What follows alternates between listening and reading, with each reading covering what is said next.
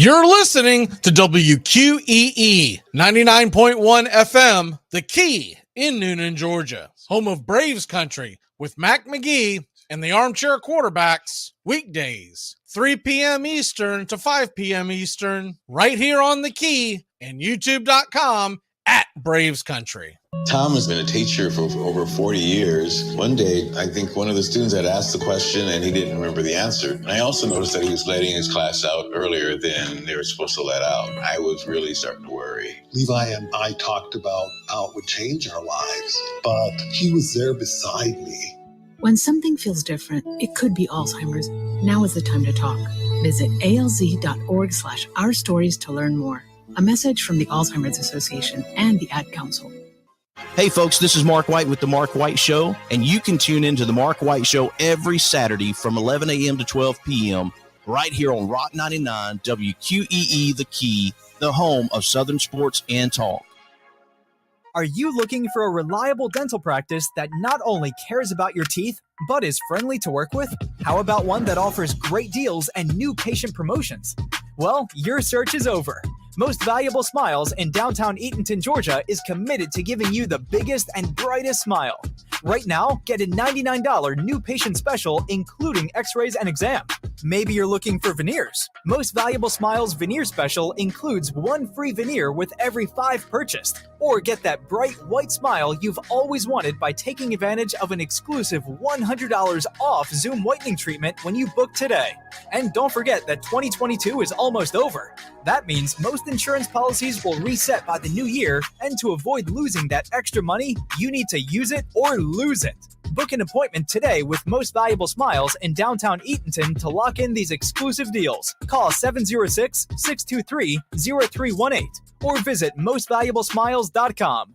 Enjoy sun-drenched days, epic stays, and plenty of room to roam in Greater Fort Lauderdale. Our hotels, attractions, and restaurants have taken the Visit Lauderdale's Safe and Clean pledge so you can relax and explore with confidence. When you're ready for that well-deserved staycation, our 23 miles of golden beaches await. Find wide-open spaces to hike, bike, kayak, and paddleboard. Visit your favorite attractions, then dine out in style in dining rooms or al fresco on waterfront patios. Learn more at sunny.org. It all starts with just one thing. When recycling, rinse out jars and cans, and avoid recycling wax paper or paper soiled with food. This will reduce recycling contamination. Find tips and more at onethingus.com. What's your one thing? Hey sports fans, The Key has a brand new show. Braves Country is coming your way weekdays 3 p.m. Eastern to 5 p.m. Eastern. Drive time on WQEE. Braves Country is a Southern sports talk show with Mac McGee and the Armchair Quarterbacks. We'll be talking the Atlanta Braves and Major League Baseball, along with everything important to sports fans in Braves Country. The SEC, ACC, Big Ten, and the National Football League, and the big sports news of the day. That's Braves Country with Mac McGee and the Armchair Quarterbacks. Weekdays, 3 p.m. to 5 p.m. right here on WQEE The Key, 99.1 FM, and simulcasting on youtube.com/at Braves Country.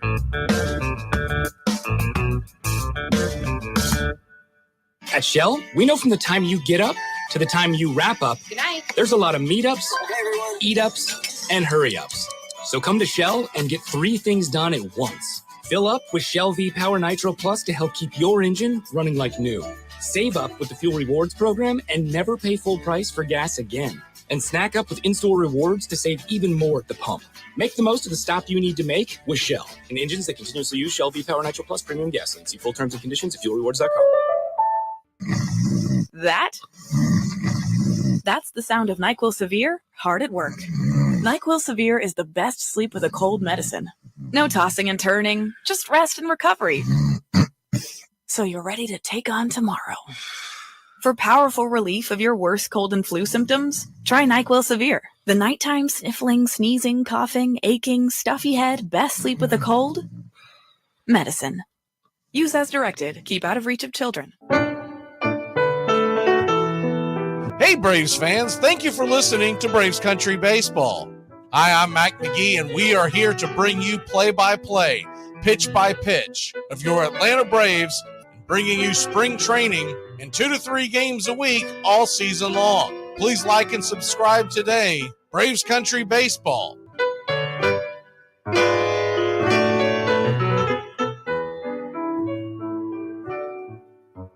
Winter is the perfect time to start planning for your healthy, pest-free spring lawn with True Green, America's #1 lawn care company. True Green's science-based approach and local expertise will help give your lawn the year-round care it needs to be thick and weed-free. Go to TrueGreen.com. Just call 866-946-5956 or go to TrueGreen.com today and get a lawn to be proud of. Hey, sports fans, it's Rod Peterson here, host of The Rod Peterson Show, inviting you to join us daily for 2 hours of Atlanta's funnest sports talk right here on WQEE. I say fun because it is. You've never heard a show like it because we make the listeners a part of the show every day between noon and 2 p.m. Eastern. You'll hear plenty of the best sports talk, including the latest on the Falcons, the Braves, and more. And who knows, you might even hear you. That's the Rod Peterson Show, daily at noon, right here on WQEE 99.1 FM. It's the best in sports and entertainment, and get locked in and locked down with Rhino Radio Penitentiary, 7 a.m. to 10 a.m. with your host, me, Ryan O'Neill, each and every morning, right here with the best in sports and entertainment, all the way from professional sports to college sports to River Dragons hockey and everything in between, including some of the very best local and national guests. It's the Rhino Radio Penitentiary, 7 a.m. to 10 a.m. Monday through Friday, right here on 99.1 FM WQEE.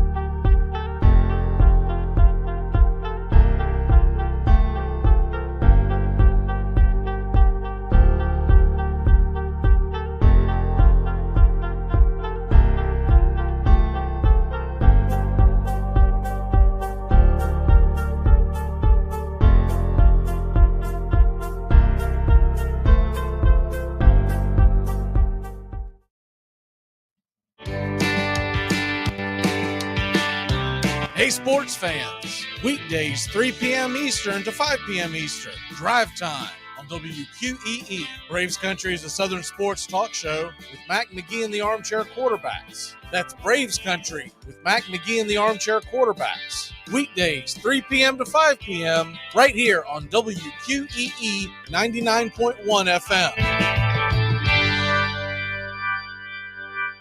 You're listening to WQEE 99.1 FM, The Key in Noonan, Georgia. Armchair. You're listening to the Armchair Quarterbacks Sports Radio, #1 sports station.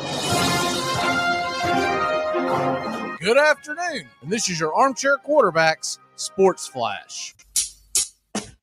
Here are your updated betting lines from FanDuel Sportsbook on Major League Baseball's 2023 awards. National League MVP, frontrunner, is Juan Soto at plus 550. Mookie Betts and Paul Goldschmidt plus 950. Ronald Acuna Jr. plus 1,000 along with Tatis and Arenado. Freddie Freeman plus 1,300. The Mets, Pete Alonso plus 1,400.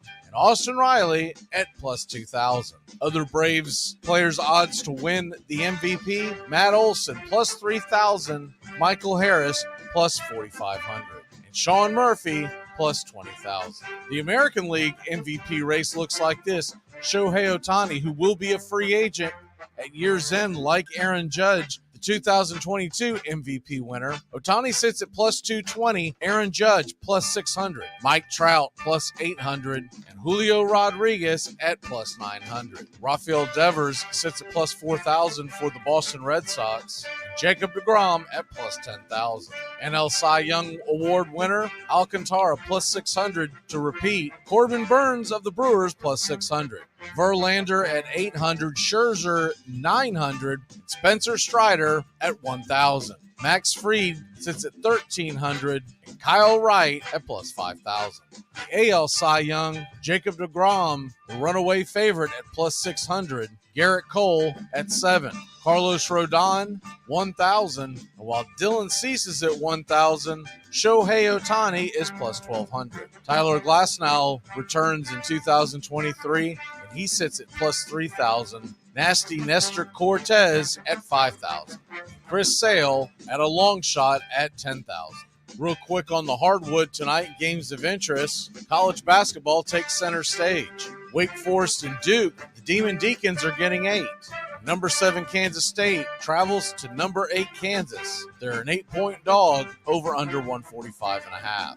Number 21 Indiana travels to Maryland and getting 3. Number 4 Bama, 15.5-point favorite at home against Vandy as they'll try to rebound from their Saturday blowout loss to Oklahoma.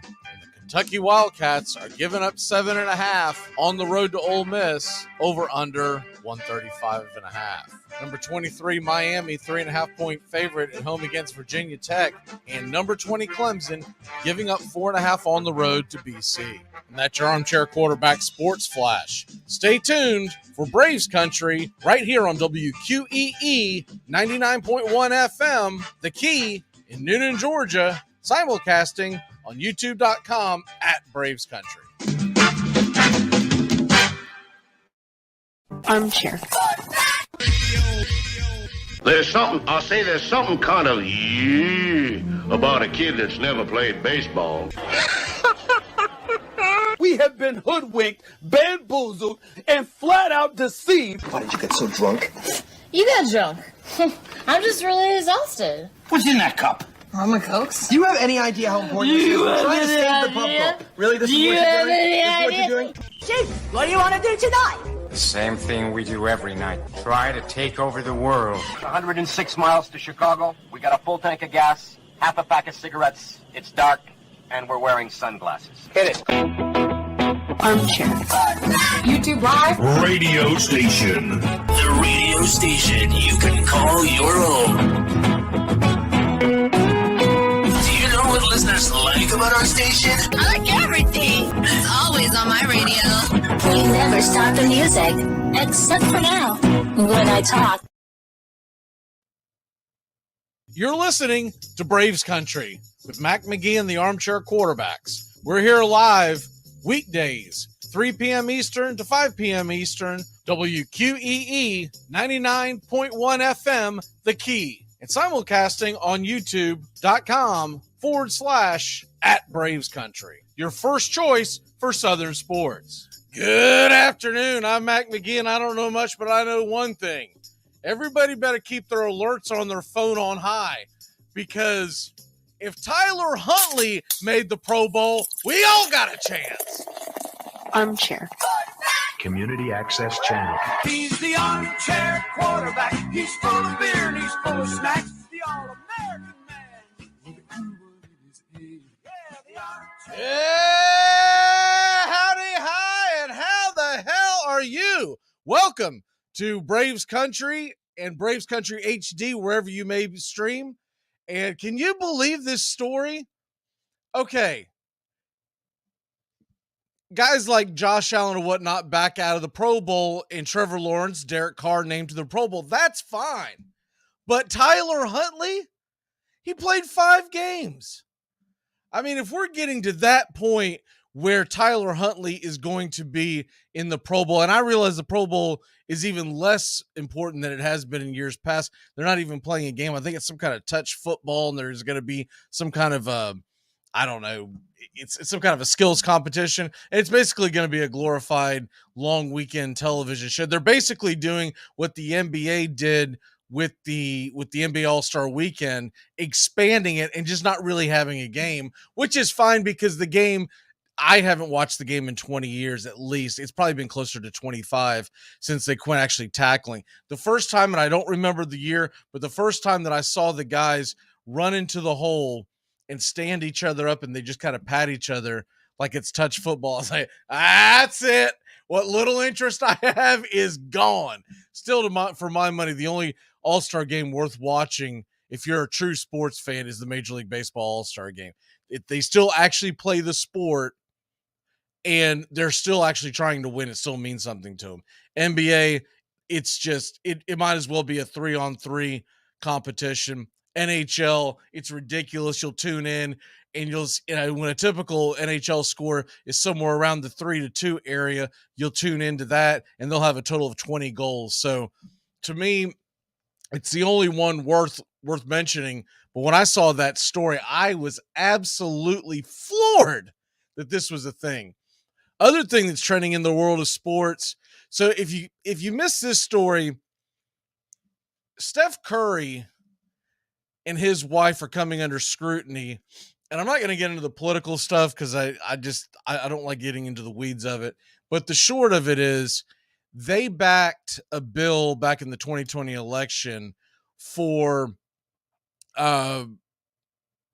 famously backed a low income housing bill and said it's great. We got to build it everywhere, and the candidates paraded them out and whatnot.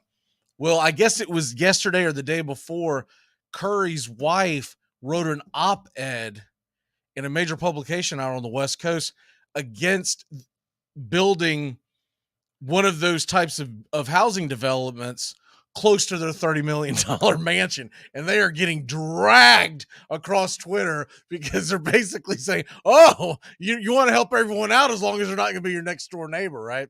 So that's pretty funny. But the one thing I do want to say to put a positive light on Curry, two things have happened recently that I thought was really cool that he did.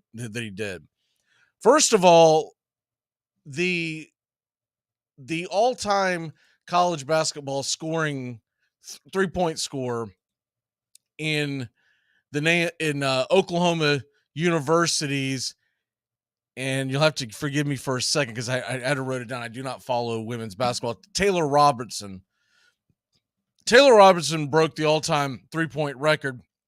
I want to say the number was 498, not really important to the story. Well, he played in a game with his Warriors at Oklahoma City, and I guess she came to the game. Now, I don't know if he knew ahead of time she was coming to the game, but regardless, he came over pregame and spent some time with her, and it just, for obvious reasons, it just made her night. So I thought that was a really, really cool story in that.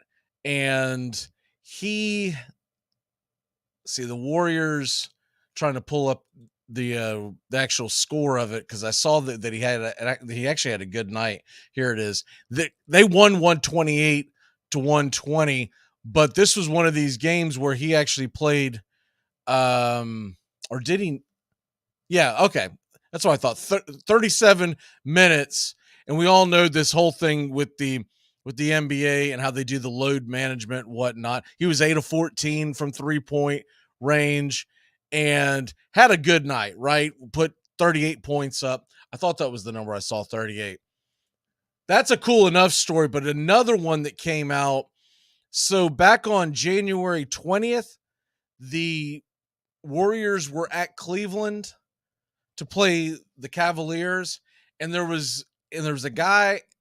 He took his daughter, who was a big Curry fan, drove up from Pittsburgh to Cleveland to see Curry, and it would happen to be a night that he took off. Now, I went back through the majority of his last several games. He's actually played in quite a bit of games, more than I would have expected for a big star like that at this point in his career. I kind of figured every third, fourth game, the way they do the rest of them, that it would be load management. But he actually plays quite a bit. And he said, I'm always lobbying to play when they want to bench me, but it's not up to me.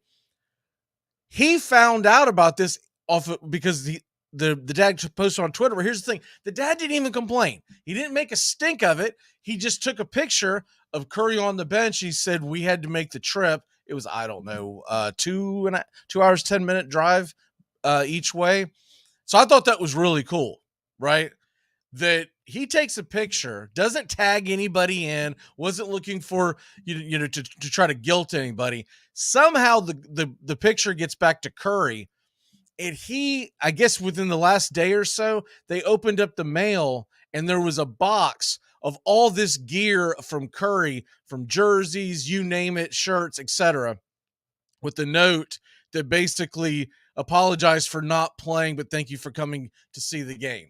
And I thought that was a really cool thing. And no matter what you think about, the politics and all that kind of junk, that's a really cool thing that a kid like that and a dad is going to remember the rest of their lives. And I've seen a lot of stuff like that Curry does. So I, for one, am a Curry fan, and to get in the weeds of the whole politics thing, I mean, this isn't the show for it. Okay, so let's go ahead and take a quick break. When we come back, Nate Miller of the Texas Rangers is going to be here with us, and we're going to talk some AL West baseball and get caught up on what's going on with the Rangers. They've had a huge offseason. Keep it locked in here on 99.1 FM The Key and Braves Country Edge HD, wherever you may stream.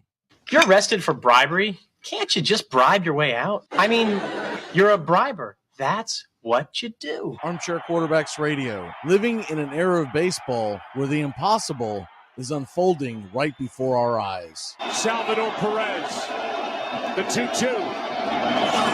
Popped up, Sandoval, in foul territory. Giants win! A World Series win for the San Francisco Giants for the third time in the last 5 years. And their hero, Madison Bumgarner. The 1-2 again. Inside corner. The Royals, 2015 World Champion. This is going to be a tough play. Bryant, the Cubs win the World Series. Bryant makes the play. It's over. And the Cubs have finally won it all. But the game right now is at the plate. Armchair. The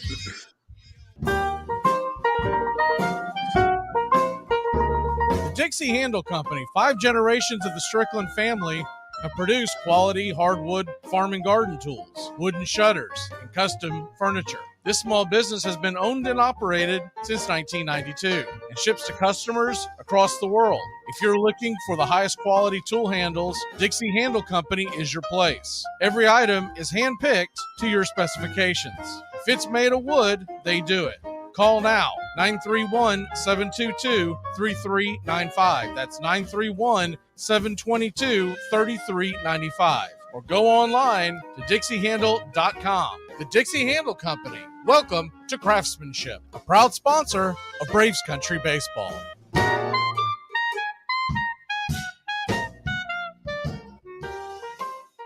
You're listening to WQEE 99.1 FM, The Key in Noonan, Georgia, home of Braves Country with Mac McGee and the Armchair Quarterbacks, weekdays, 3 p.m. Eastern to 5 p.m. Eastern, right here on The Key and YouTube.com at Braves Country.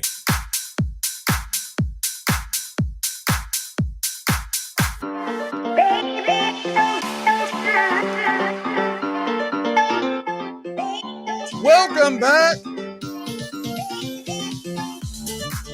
We've got ourselves a great show today. We've got Nate Miller, who covers the Texas Rangers. Joey's coming to the top of the hour. We'll be talking Cubs, talking basketball, talking football. Welcoming on to the show for the first time, Mr. Nate Miller. Nate, how the hell are you, my friend? I'm good. How are you? I'm excited for baseball season Me too. more than anything else, and it really starts getting in my blood like the day after the conference championship game. Sure. You sit there and you go, we have 2 weeks of basically no sports, right? I mean, yeah, there's basketball going on, but there's nothing of great importance that's going on right now. And pitchers and catchers reporting about 2 weeks. The Texas Rangers now, you cover the Rangers on a daily basis, correct? Yes, sir. Yep. So you're writing articles for the Rangers. How would readers of the Rangers find you? Yes, I cover the Rangers for a website called sportrelay.com. It's kind of a news site actually. And what it is, it's basically a group of contributing writers. Some of them are credentialed, some aren't. I'm a credentialed writer. I actually go to the Rangers ballpark and cover them from there. And that's been a lot of fun the past couple of years. I'm going to be doing it again all this year. I covered all 81 of their home games last year. That's awesome. And it was awesome, but it was a grind. It was a lot. I've covered the Braves in the stadium, but they don't know I'm doing it, and they quickly asked me to leave. Okay. Okay. No, So I did a little bit of writing myself. So that's what originally caught my eye. And I want to say that's how we became friends through Facebook, was through one of our writing groups. I can't remember it. It's been so long. But one of the things I was telling my wife about is that every single day I get a kick out of some of the comments that you make on Facebook that are just random, jokes. And I know some of them were probably shared or whatnot, but I don't care. 99 out of 100 of them at least make me laugh a little, and a lot of them make me just absolutely spit something out of my mouth. Nice. Appreciate I mean, that. have you always done that on Facebook? Yeah, I have. Every once in a while, I'll post something about myself, but more often than not, it's either my writing or a joke. Right. Yeah. Yeah. I've never got the people that you don't see it as much anymore, but I remember when especially Facebook, when Facebook first came around. I mean, people were putting their business out there. I was like, what are you doing? No one cares you just broke up with so-and-so.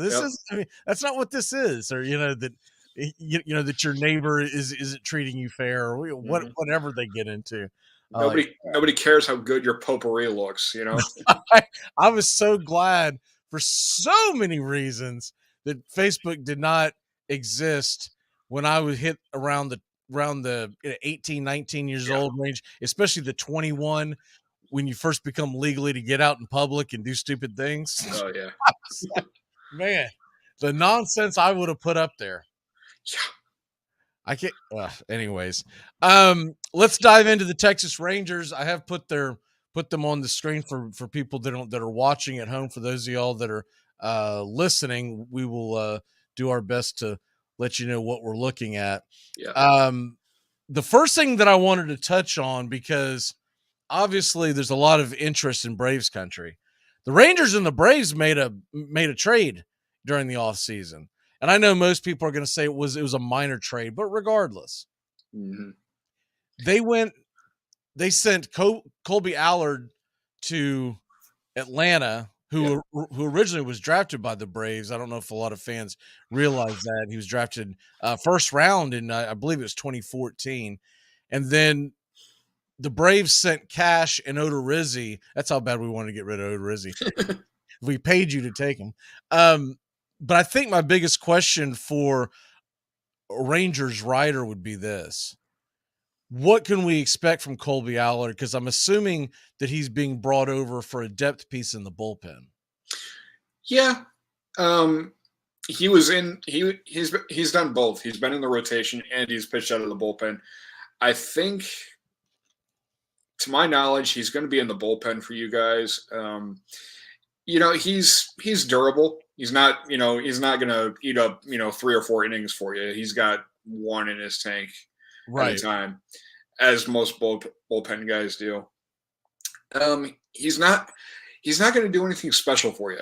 I'm not trying to be mean toward him, but it's just like he's going to be nothing but a good reliever. He's not going to be great. He's going to be, he's going to have hiccups every now and then. I mean, who doesn't? But I just don't think he's going to blow anybody away. So do you? I'll put it better to you. Mm-hmm. So we've already got our 2 top lefties in our bullpen in Lee and Mentor. Okay. Do you believe that he would have a solid chance of making the Braves roster from what you've seen last year, or do you think he's more of a guy that's going to start off down in AAA, AA, etc.? It depends on what the Braves have. It depends on what they have to work with, like to break camp. Allard could start in the minors. Last year he was injured a lot. Okay. That's what you want to hear. I'm sorry, I'm a writer. I'm a fan of the game, but it's just like when you're a writer, you actually have to be honest. Yeah, well, I mean, hey, that is the first call of order here on this show. Yeah, we don't try to sugarcoat it. We're not owned by any team or whatnot. So it's one of the things I hate when you listen to any of these talk shows where the guy who's doing the show is being paid by the team. You're never going to hear the truth. He's not trying to wake up unemployed, right? Yeah. And I can't help it because, like I said, I covered all 81 one of these games last year, and I didn't see Allard for a lot of them. And it's just like, I can't just sit there and not watch him and write, oh, he did fantastic today, because he didn't. He didn't do anything. For the listeners, he's got a career 6.07 ERA. Ouch. That's not what you want. No. He's appeared in 65 games over the last 5 years or so. Yeah. I want to say his ERA, I don't have it jotted down, but I believe it was a high 7 last year. Yeah. So, like I said, I mean, and another thing too, he's going to the National League now. It could be different for him. Right. You know, it could be a sink or swim situation for it. Some guys go from the American League to the National League and they do great. And some guys, it's just the opposite. We just don't know what Allard's going to do yet. Yeah, my biggest hope for him is that he's able to make the team. Mm-hmm. He will be the very front end of the bullpen, and he would be a guy that, I'm not saying he would never be in any kind of high leverage situations, but typically he's coming in when the game is 3 runs or more up or down. So Yeah. you're either down by a bunch, you're trying to save your arms, or you're up by a bunch, you're trying to save your arms. Yeah. The high leverage guys on the left side of the bullpen, unless something terrible happens, knock on wood, would be Minter, because Minter's has a argument as a closer, and then of course Dylan Lee, who's pitched really well. They traded away Will Smith last year. He's a free agent. I think he's going to stay that way until the very end. He'll have to. I don't know what he's looking for, but I think he's going to end up having to sign a minor league deal with somebody. Yeah. Now, as far as Odorizzi, for Rangers fans, the only thing I can tell you, and I know you're familiar with him because he pitched in your division, but the one thing that the Braves fans have to remember, he was the guy that was on the mound the day that we clinched the division. So he pitched his butt off. Now, I get it was against the Marlins, but he pitched his butt off. Right. That's the nicest thing I can say about his tenure in Atlanta. He was absolutely he was very disappointing, and you kept hoping that he would turn it around, and you would see glimpses, a couple innings here and there. But as we have the Rangers projected rotation on the screen, I believe he can be a good piece in your bullpen, or even if you really want to get crazy and do a 6-man rotation, sure, when you don't have a day off in the week. Mm-hmm. There's going to be a lot of those. Yeah. It's funny because I had to remind myself that we had Odorizzi because that trade happened like what? Early November, something like that. Yeah, I felt like it happened in the middle of the 5th inning of the World Series. Exactly. I mean, the game barely, the season was barely done. Like, well, Odorizzi, you're out of here. Yeah. So it's just like, it was funny. I was just kind of looking at the roster like 10 minutes before we went on air, and I was like, we have Odorizzi. I totally forgot about that. Yeah, that was one of the first things that I wanted to ask you about, because more of the Allard situation, because I haven't seen Allard since he was a babe in the woods. Mm-hmm. And I watched some American League baseball, but primarily because I covered the Braves and do the play-by-play on this station here. I'm wrapped up with Braves nonstop. Unless we play you, I don't see you, right? I always have a second device on. I can watch any baseball game at any point in time. Mm-hmm. But it's and I play a lot of fantasy baseball, so that gets you into what happened even though you didn't see it. But Colby Allard was not on anybody's radar. I'm just going to put that out there. Yeah, he wasn't really on anybody's radar even when he was on our roster. Right. Now, looking at the Texas Rangers for 2023, that rotation, I'll rattle it off real quick for the folks listening on radio. DeGrom, Eovaldi, John Gray, Perez, and Heaney. Yeah. You could make an argument that that's going to be one of the deeper rotations in not just the division, but all of the American League and Major League Baseball. And you still have, for my money, the best pitcher in baseball. I don't care what the Mets fan tries to sell you. Jacob deGrom. Yeah. When he is on, Yeah. he's just absolutely unhittable. And to be honest, if you don't have a rotation like this, you do not touch Houston at all. Fair. And I mean, and that's pretty much like, that's almost a third of our season, almost a third of our home season, actually. Right. You know, the obviously Braves fans are familiar with Houston because that was the team we played the 21 World Series. You're welcome, Ranger fans. But we were fortunate. I said it at the time. I was calling those games. Hey, we didn't have to face Verlander. That was the year that he was injured. Yes. The entire Houston rotation was battered and bruised. Now, so was Atlanta's. Morton break his leg in Game 2 of the World Series. Right. And they somehow, when that happened, I'm telling you right now, I said all the right things on air. I got off air. I told my wife that, and I said, there is no way we're going to win this World Series without a Morton. Right. And somehow we got big production out of guys that we hope have bounce back years like Ian Anderson. Yeah. But as far as the Rangers go, first of all, I really love Eovaldi. If something would have happened in the offseason, it was a pipe dream of mine for him to land in Atlanta. I know Atlanta doesn't need the pitching depth, and they're kind of strapped for cash, but Eovaldi is a bulldog. Yes, he is. And he is just, assuming health, you love your chances in a playoff series with DeGrom and Eovaldi as your 1-2. So, John Gray was pretty durable last year too. He finally got out of Colorado. Yeah. And you're right. The biggest thing with him is, the old saying, the best ability is availability. And John Gray, I followed his career ever since back when he was in college. He's always had the stuff, but you hit the nail on the head. First of all, Colorado's just a terrible place to try to pitch. Yeah. Then you can't stay healthy. I'm glad to see him finally turn around. I'll tell you what, that Martin Perez, I've had him a couple of years now in fantasy baseball. He's that under the radar guy that I know I can usually get in the late rounds, and he usually goes out and puts out a good number. He led the American League in ERA for a long stretch last year, probably like a good 3 months. His ERA was under 2. I believe it was him that was pretty high up on quality starts too. Yes, I think he had at least 12 in a row. Right. I could be mistaken, but it was up there.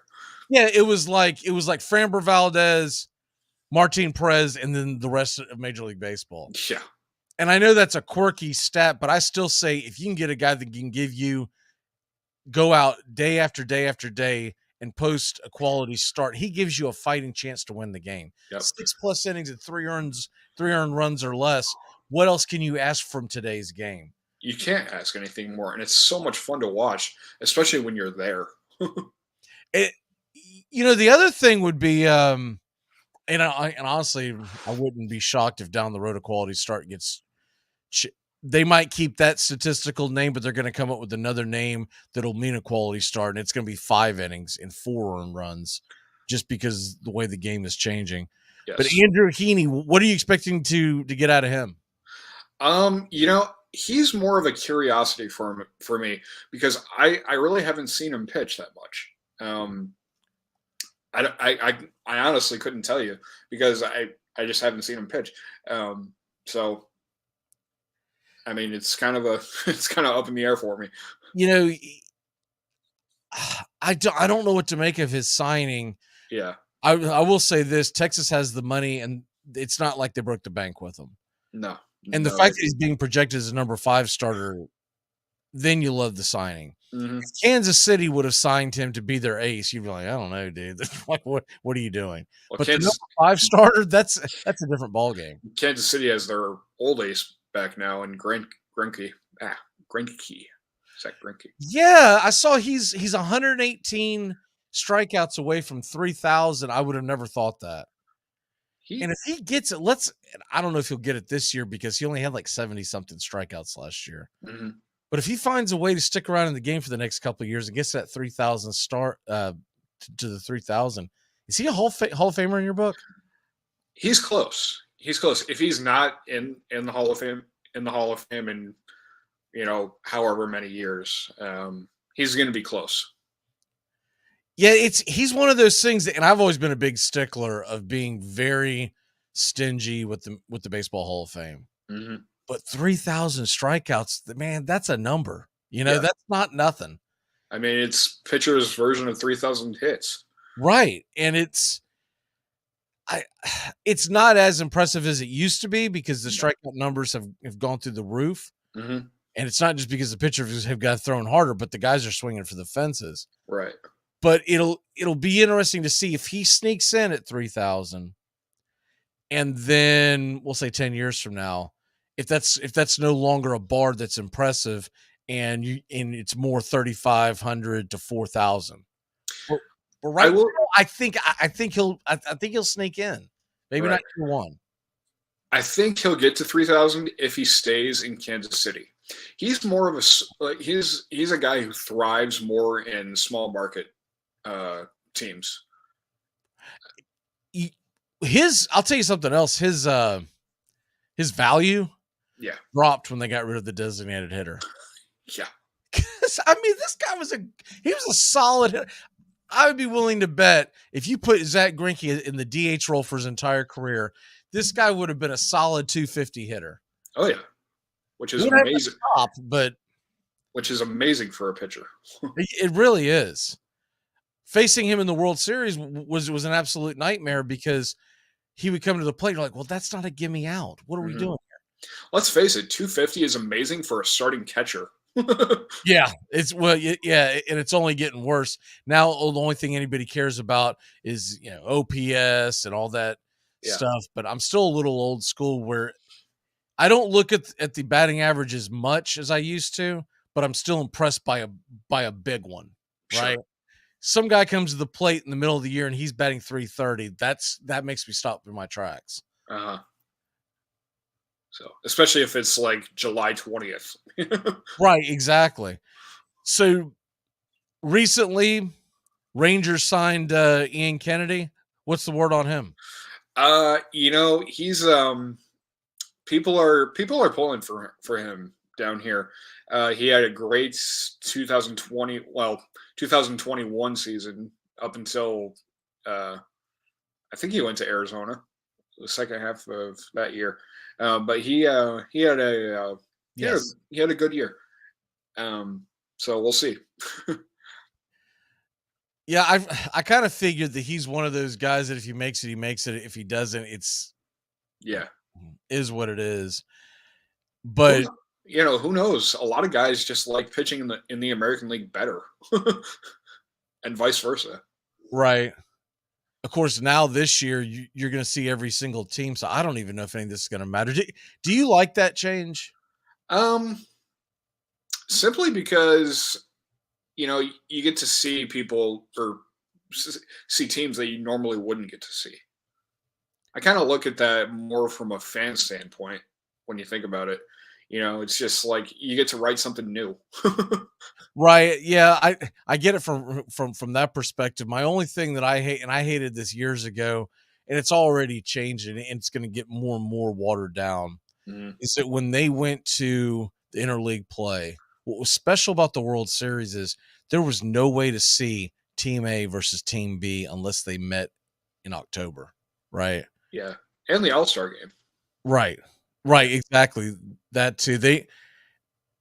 They never should have taken the toothpaste or try to put the toothpaste back in the tube, because when they put the MLB All-Star game and they laid it out as this is going to decide who's going to be hosting the World Series, right?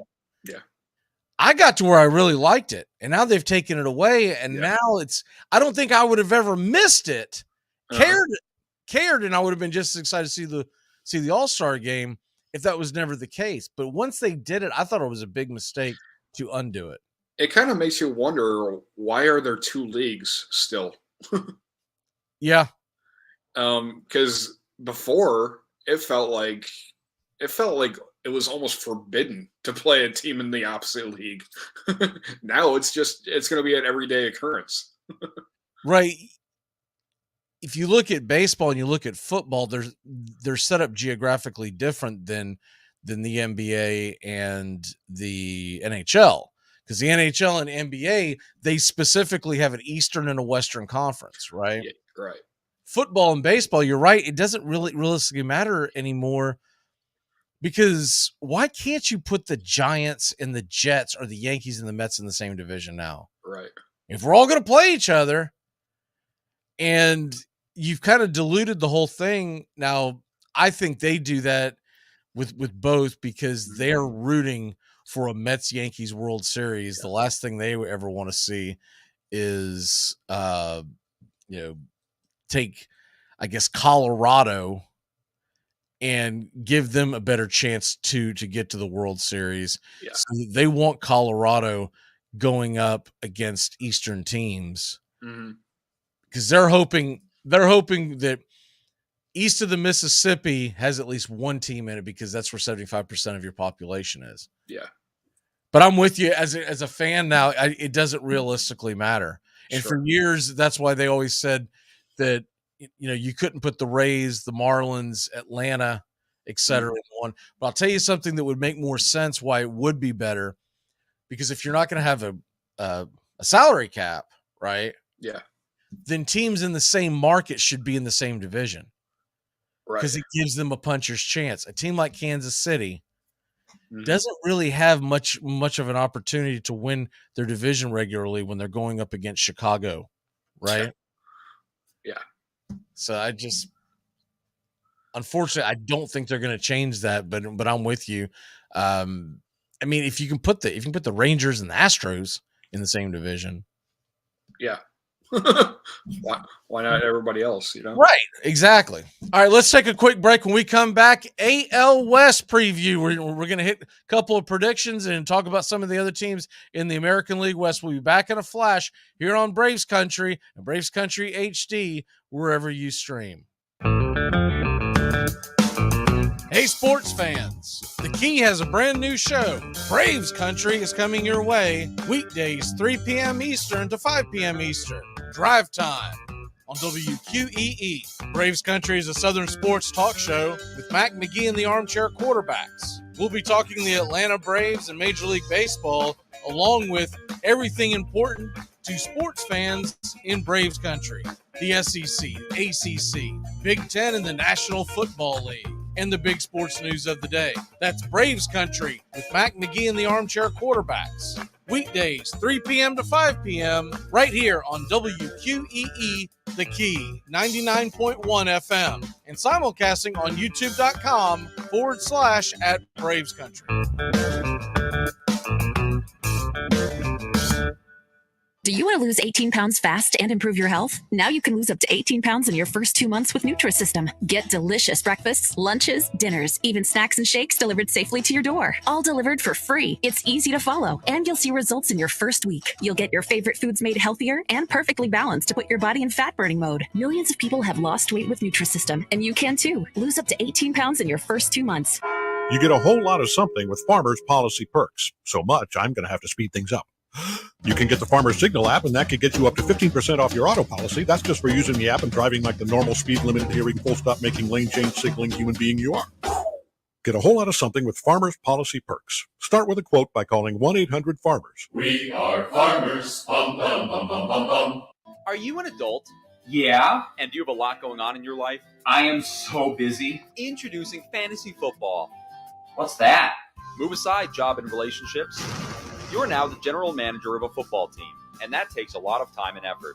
I really shouldn't be doing this. It's not good for me. With fantasy football, you can spend hours researching useless stats, have your underlying anger issues revealed on Sundays, and Venmo people hundreds of dollars with a football emoji.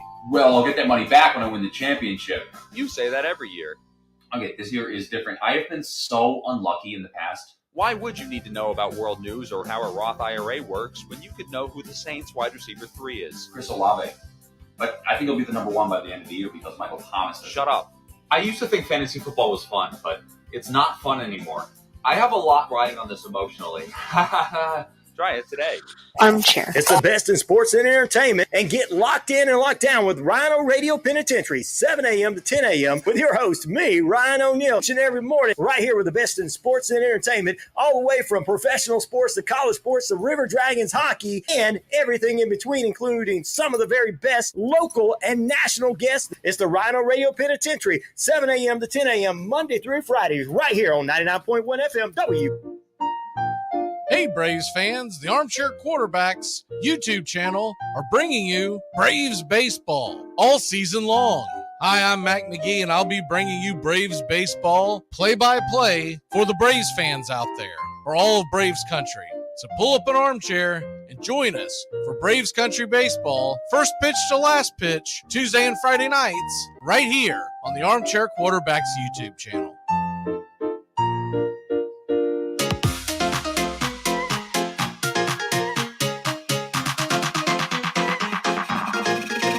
That's all right. Welcome back. Nate Miller, Mac McGee here on Braves Country. Braves Country HD, wherever you stream. Remember, we're on YouTube, Facebook Live, Spotify, iTunes, you name it. Just look up Braves Country HD. You can watch us live or you can get the replay. Nate, let's get into the 2023 American League West, and I'm curious to see where you'll have everyone settling in at. I'll go full disclosure and tell you who my prediction is going forward. The way I see it is I can't take the Astros out until someone beats the Astros. I mean, to be the man, you got to beat the man. And I don't think that they got considerably worse by any stretch of the imagination. You can almost make an argument they might have gotten better. That's scary. Right. At least I feel like they at least should be about where they were last year. Oh, yeah. And they're definitely not afraid to be aggressive at the trade deadline. So give me the Astros winning the division. But as far as the other four teams, you got to put the A's down at the bottom. Yes, you do. Good Lord. Are they even trying? How could they? I mean, how could they? They still have one of the lowest payrolls in all of baseball. I don't even think it's $40 million, is it? I remember last year before it was shortly before, it was after the lockout. It was right before the season. There was a kid that put a video up on TikTok, and it was a picture of the upcoming MLB The Show. Mm-hmm. And he said, and he was right because I looked it up that day just to double check. He said, if you bought MLB The Show this week, you have spent more money in the offseason than the Oakland Athletics. That is great. And sadly true. But yeah. So the A's, now I will say one thing, as far as building long-term, the A's, I'll pull up their roster real quick. Shea Langeliers, which they got from Atlanta at Olsen trade. He has been an absolute beast, and I hated to lose him, but I understood why they did it at the time. Yeah. They were trying to make the run last year. They knew they were losing Freddie Freeman. You got to lose somebody. Mm-hmm. Definitely. The rest of the team, though, offensively, it's a telling tale when Laureano is now a right fielder. Yeah. Wow.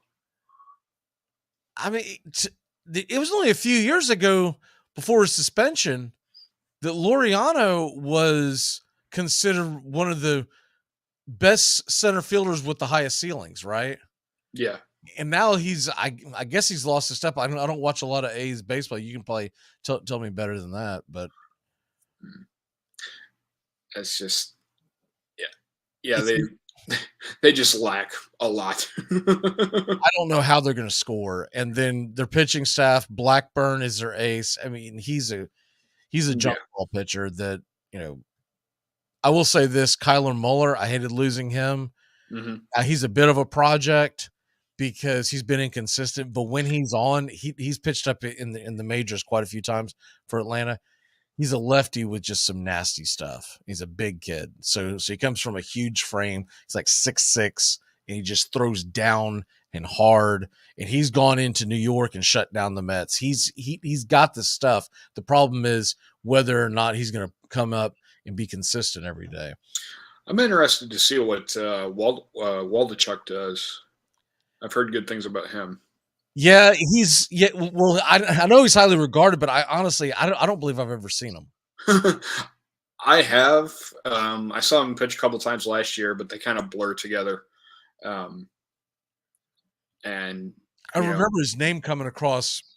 Once again, I play a lot of fantasy baseball, so you're familiar with names that you may not have seen. Right.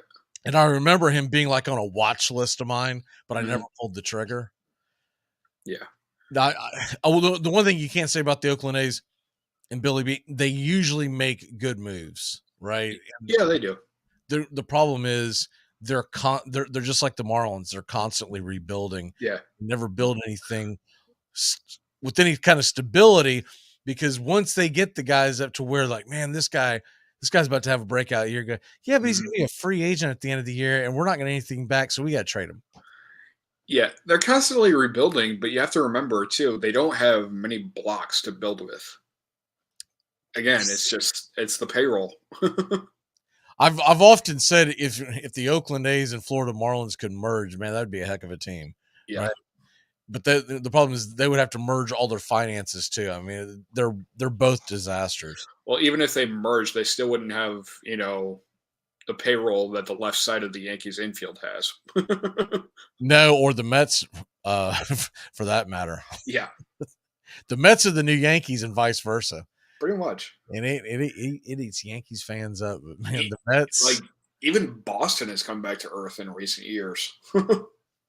Yeah, so Mondays, we have a Red Sox guy that comes on, right? And he's just like flabbergasted. I bet. And I've known this guy for 15 years, and he is literally flabbergasted. He's a lot more polite on the air than he is off the air, because for years, and I used to, so he and I were roommates years and years ago, right? Mm-hmm. And we used to get in these heated debates off air where I would say, man, you're spoiled because you're a freaking Red Sox fan, right? Right. Oh, what about the Yankees empire? I was like, go look at your payroll. It's usually neck and neck with them. Now he's down there. I don't know what happened in Boston. I don't understand. It's not like they've lost fanfare. Mm-hmm. It's almost like Harry Frazee has risen and rebought them and is more worried about financing Nanette, right? Yeah. That's a head scratcher for way back, because I'm still seeing the Red Sox making some decent moves, and you're like, but none of them are ground shaking. And then out of nowhere, they lock up Devers for $300 million. Mm-hmm.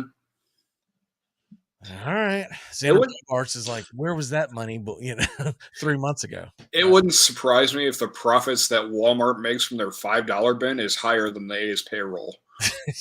It's bad. Yeah. And Oakland, I know everyone that lives out there keeps fighting it, but I do believe that they end up in Vegas before it's all said and done. I think they need to for their own good. They need to do it for baseball. Yeah. Right? And I'm sure if you ever get to the point where you're traveling with the team, you'd rather go to Vegas than Oakland. Let's be real. And right? at this point, the Roman Coliseum is in better shape than the Oakland Coliseum. I hate playing out there because you get a pop fly or a foul pop. Yeah. And you just assume the thing's going back in the stands, and next thing you know, someone's camping underneath it because they have a football field on each side of right field and left field line. Yeah. That's easily the most foul territory in the majors. The Seattle Mariners, you look at their starting rotation, I think they're going to be a real force. You got Castillo, Ray, Kirby. I mean, when Logan Gilbert's the number 4, that to me is huge. Yeah. Gonzalez, he's seen better days. I really feel like he's more of a batting practice pitcher. Sure.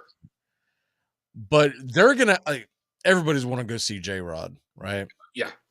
You've got Cal Raleigh, who had the big home run in the to send them to the postseason. Mm-hmm. I don't really love their offense. I think it's okay, but I don't. Love it. What say you? I couldn't help but be just flat out impressed by Rodriguez last year. I mean, he got the best of the Rangers on so many occasions. I didn't doubt him, but I doubted he was going to be that good that quick, right? Yeah. And we played a 3-game series in Seattle. Mm-hmm. I called 2 of the 3 games. And then the third game was the worst one where we had the big lead and they blew it, et cetera, on that Sunday evening. I mean, there were times when I would go in, pick up the lineup card, and just roll my eyes at the fact that he was in the that Rodriguez was in the lineup. I'm like, yep, we're losing today. He is so special. I don't know if I would have went crazy like Seattle did and lock him up for the next 100 years. Yeah. After 1 year. Yeah. But he is a special kind. That tells you the genius of our general manager, Anthopoulos, because he's locking up these kids to long-term deals, and they don't have outs. Yeah. Like, you could make the argument that Michael Harris should have gotten a much more significant deal than what he did. Sure. And I don't know what Seattle's thinking as far as that goes, because I get it that you don't have a salary cap. Mm-hmm. So you're able to spend whatever you want to spend, but the point being, you didn't have to give that to him yet. And here's the thing. He was 4 or 5 years away from free agency. And if you had to sign him to a long-term deal, that would have been the number anyways. Yeah. So that part to me was dumbfounding, but big picture, he's fun to watch. Oh yeah. And love watching him play. You know, he was obviously exciting in the Derby, and he's good for baseball. American League West, LA Angels, I mentioned this about another team in another sport, but I'm going to say it again. They remind me of the Washington Redskins in the mid-2000s. Okay. You got all these names, and they don't win anything. Yeah. And you're going to have Ohtani and Trout. They're going to want obviously Trout's already making $458. Ohtani is going to want the moon and the stars. Says he wants to stay, but I don't buy it. But what are you going to have left to buy anything else if you have all the money sunk into them? They're talking about Ohtani when he goes to sign could get somewhere between 75 and 100 million a year. Ugh. He's an amazing ball player, but I don't think anybody is worth that much. Well, is anybody worth any of this? No. Let's be honest. That's true. That is true. With Moreno keeping the team, you never know what's going to happen. That shocked me. I do think so. John Heyman's always writing in favor of New York teams. That's where he's based out of. And he had a column out today saying that he felt like that the Mets were going to go hard after Ohtani. And I don't doubt that, but it's been brought up several times that when Ohtani went last time, when he came to the States, 8 of the 10 teams that he chose to be able to make posting offers to him, they were all on the West Coast. So I do think he stays on the West Coast. And I think that's why the Dodgers didn't do anything this year. I think the Dodgers are going all in for Ohtani. Mm-hmm. Makes sense. But as a Braves fan, I wouldn't mind seeing him go to the Mets because that's going to cripple your payroll. Yeah. I don't care how much money. Especially when you have all that money tied up into Verlander and Scherzer. Exactly. So, and they still have 2 more years left on that. So if Ohtani signs a deal for 24 and beyond, they still have 40 apiece to pay the other 2 geriatrics. Yeah. Yep. That's why I've said before, I don't believe the Mets got better. I think they got worse in the offseason. They lost to DeGrom, and they grabbed another pitcher in his 40s. Mm-hmm. I know you got to run here, so before we get out of here, give me your 1 through 5 in the AL West predictions. Oh, okay. 1 is obviously Houston. So you are taking Houston. Okay. It's just writer mentality. You have to be realistic. Right. 2 goes to the Rangers. I'd be shocked if they don't finish second at least. I second that. I was waiting for you to, for you to say it, but I know most people are going to have Seattle. I think what Texas has done is incredible. Seattle 3rd, Angels 4th, A's 5th. And I believe Ohtani gets traded sometime before the deadline. Okay. Because A, they're going to stink. Mm-hmm. Okay, let's be honest. And B, don't you want to get something? Yeah. I would. I don't want to get just a draft pick from Ohtani. Uh-huh. I want to gut your farm system. Tiny part of me hopes that it doesn't happen just because he's so much fun to watch. I get that, but you never know. He could get traded to the Astros. Yeah, that's true. That is true. That's a team that would go all in, but they would never re-sign him, right? They say, here, have our guys, but that's it. What is your walk-off for the day, sir? Walk-off. Well, I'm gonna give you the most recent one. When the Rangers signed Ian Kennedy. I was surprised by that. I was surprised. You just kind of wonder what goes through the minds of these front office executives, and it's not even a bad thing.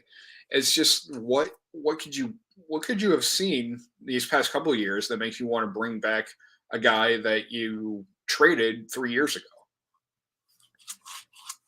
I'll counter that with Andrew McCutchen is a Pittsburgh Pirate. That's true. That is true. Yeah. I think it's one of those deals where there's zero risk. But I will tell you this. We'll talk about this next week. I am shocked that nobody's sniffing around Trevor Bauer. Yeah, me too. 20, and the Dodgers have to pay $22 million. Yeah, and he gets to sit home for the time being. Right, and no matter what he did or did not do, that's still up for debate. Guys have done a lot worse and have had to and gotten like 10-game suspensions. So, all right, brother. Well, it was great having you on, and we look forward to you next Tuesday. And good luck with your Rangers this year. All right, thanks, man. Talk to you later. Yes, sir. We will be back in a flash. When we come back, Joey jumps on, and we are going to be talking the Cubs. We're going to be talking little basketball and the National Football League. We'll be back. Keep it locked in here on the Key, WQEE and Braves Country HD, wherever you may stream. You're listening to WQEE 99.1 FM, the Key in Noonan, Georgia. Armchair. You're listening to the Armchair Quarterback Sports Radio, #1 sports station. Good afternoon, and this is your Armchair Quarterbacks Sports Flash. Here are your updated betting lines from FanDuel Sportsbook on Major League Baseball's 2023 awards. National League MVP, frontrunner, is Juan Soto at plus 550. Mookie Betts and Paul Goldschmidt plus 950. Ronald Acuna Jr. plus 1,000, along with Tatis and Arenado. Freddie Freeman plus 1,300. The Mets, Pete Alonso plus 1,400.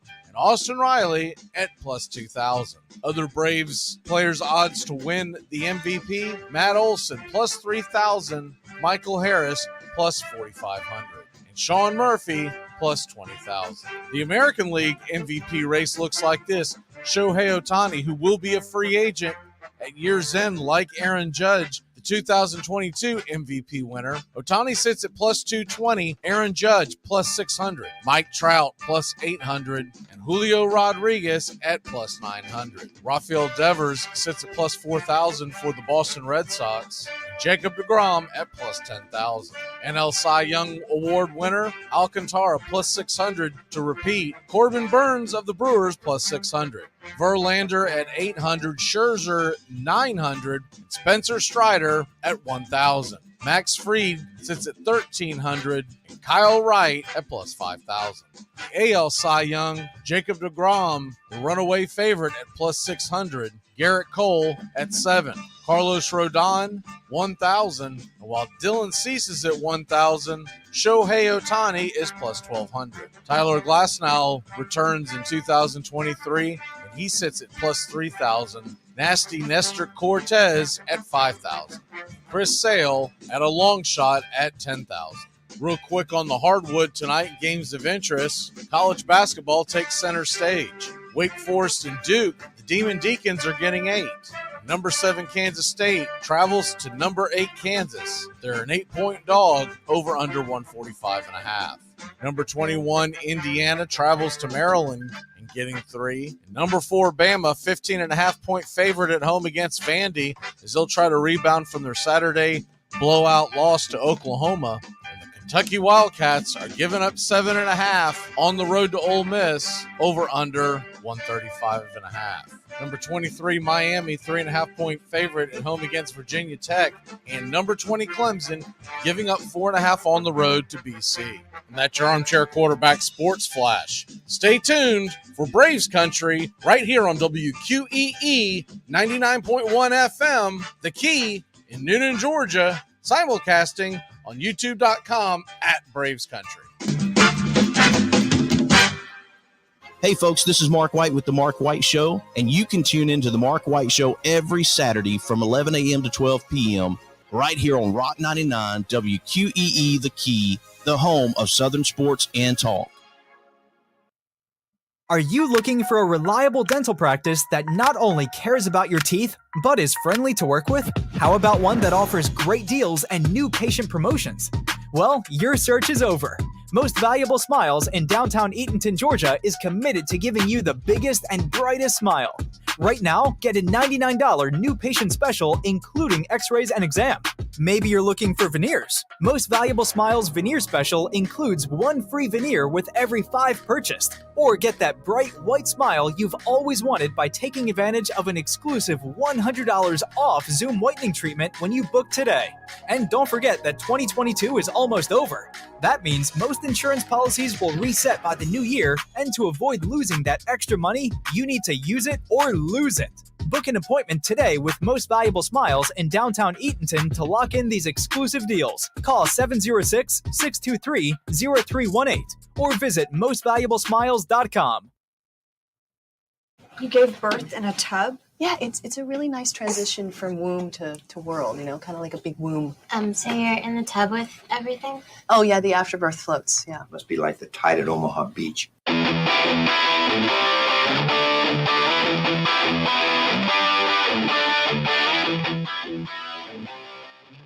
Let's go! Woo! Hour number 2 here on Braves Country HD. Joey, how the hell are you, sir? You know, I'm doing real good. I just had a thought today after these conference championship games over the weekend that I'm really starting to look forward to the baseball season coming. Listen to some Cubs radio podcast today. Listen to Tucker Barnhart interview. I'm getting excited. Pitchers and catchers report as soon as this weekend. Some are already traveling, so I'm getting giddy for the baseball. To that point, I saw your boy Boog on MLB Network today. Nice. I was waiting for him to announce that he's heading back to the Atlanta Braves. We just start the whole. Dang it! Just keep stealing our people. The merry-go-round. You took Dansby Swanson from us. You'll be fine. Fair trade. Probably. I don't think Boog's war is quite what Dansby is, right? They had so I would have loved to have recorded it and would have loved to have shared it with everybody today. MLB Network had Chip Carey on talking about the move from Atlanta back to St. Louis. But their audio was so bad and so spotchy, I'm surprised they kept up with the interview. So I just punted it. I started to record it, and I was like, does this ever get better? And it really didn't. Sheesh. All the important stuff was all. I was like, how in the world on a major network are you doing this? And Chip, you're a professional broadcaster, bro. Do you not know not to be sitting out in your backyard about 1,000 miles away from the router and doing this off your iPhone? I mean, I know he probably doesn't care, but it was just very, very it was very disappointing. Yeah, I see the the comments about Eddie Money. He is yeah, no. I'm not gonna share his picks anymore. Canceled. He wishes he could be at 58%. Just what are we talking about? The game he picked last night, they were giving up 6.5, and they lost outright and it was never close. I kept checking the score because this game was such a non-factor game. You couldn't even find it on TV. I texted a buddy of mine. I said, do you know how hard it is to not be televised in college basketball in 2023? So true. With ESPN Plus and all the other outlets, somebody has you. So I was, no, I'm done. We're over it. Not to mention the fact, the game that he picked for today, Tones is referencing his second pick, his other, what he's calling his lock. I saw 6 other experts pick that same game, and half of them, and they were split 3-3. Oh, jeez. I was like, I feel like this is a guessing game. I'm out. I do have my locks, and I hit once again. There you go. I know a lot of people don't like them, but I do like the teaser. I noticed you've been big on those, and I don't have a teaser today, but I did notice that you've been on a teaser streak lately, it seems. Unless there is a basketball game that I really like that is essentially a pick 'em, I like doing the teasers or money line parlays, which is essentially a teaser. What I'll do is I'll load them both up and see which one I'm getting better odds at. Because one of them recently, if you did the money line teaser, both lines were going to be basically a pick 'em. Okay. And then I went over into another window and put 2 money line parlays on the same 2 teams. And as opposed to, so typically your teaser is anywhere between -110 and -120, right? If you get 2 money line parlays, depending on the odds, and it really depends on the book, etc. But what I found that day was I had two teams on the money line. One was a -5 and one was a -4, 4.5, something like that. Took them on the money line and it ended up being a +131. Ooh. I was like, so what am I doing a teaser for? This is stupid. So but yeah, I've there's one game that I like straight up, and we'll talk about that in our last segment. But I do a lot of teasers. I like teasers in football, and I mean, I want to be that guy because I feel like you jinx yourself, but the record speaks for itself. Hey, within the confines of the armchair quarterbacks, the percentage is there. Tones was referring to, I guess, a tweet that he made recently, and I didn't see that one, so maybe it's a different one, or maybe he just had the number wrong, where the jockey was talking smack about so Tones was talking about our 64% win percentage that we have. I did see that one too. But the comment that I saw him talking smack, he was referencing 58%. Because when he was on the show, I told him, I said 58% is winning. If you can get if you can be 53%, you're usually just about getting your money back, maybe a little bit more. Right. Bare minimum, your professional gamblers want 53% because they consider that as average. Anything lower, obviously, you lost money that year. 55% is where it really is considered the Mendoza line. But you get 58, 59%, you're making money, and if it's big bets, you're making good money. Definitely. And so he made a crack about the 58% that I saw. I didn't see the 60-something percent. And since then, he's had a losing record. This has been like a week and a half. He's been about 22%. Yeah. I did see the comments that you wish you were 58%. 58% would feel like an A+. Yeah. Because he was riding high off his 11-game win streak. And look, that's great. That's really hard to do. But then he got his notoriety. Oh. And since he went on the New York show and came on to our show, I've been keeping up with his numbers. He's at about 50% right now. I think last night's loss actually takes him down to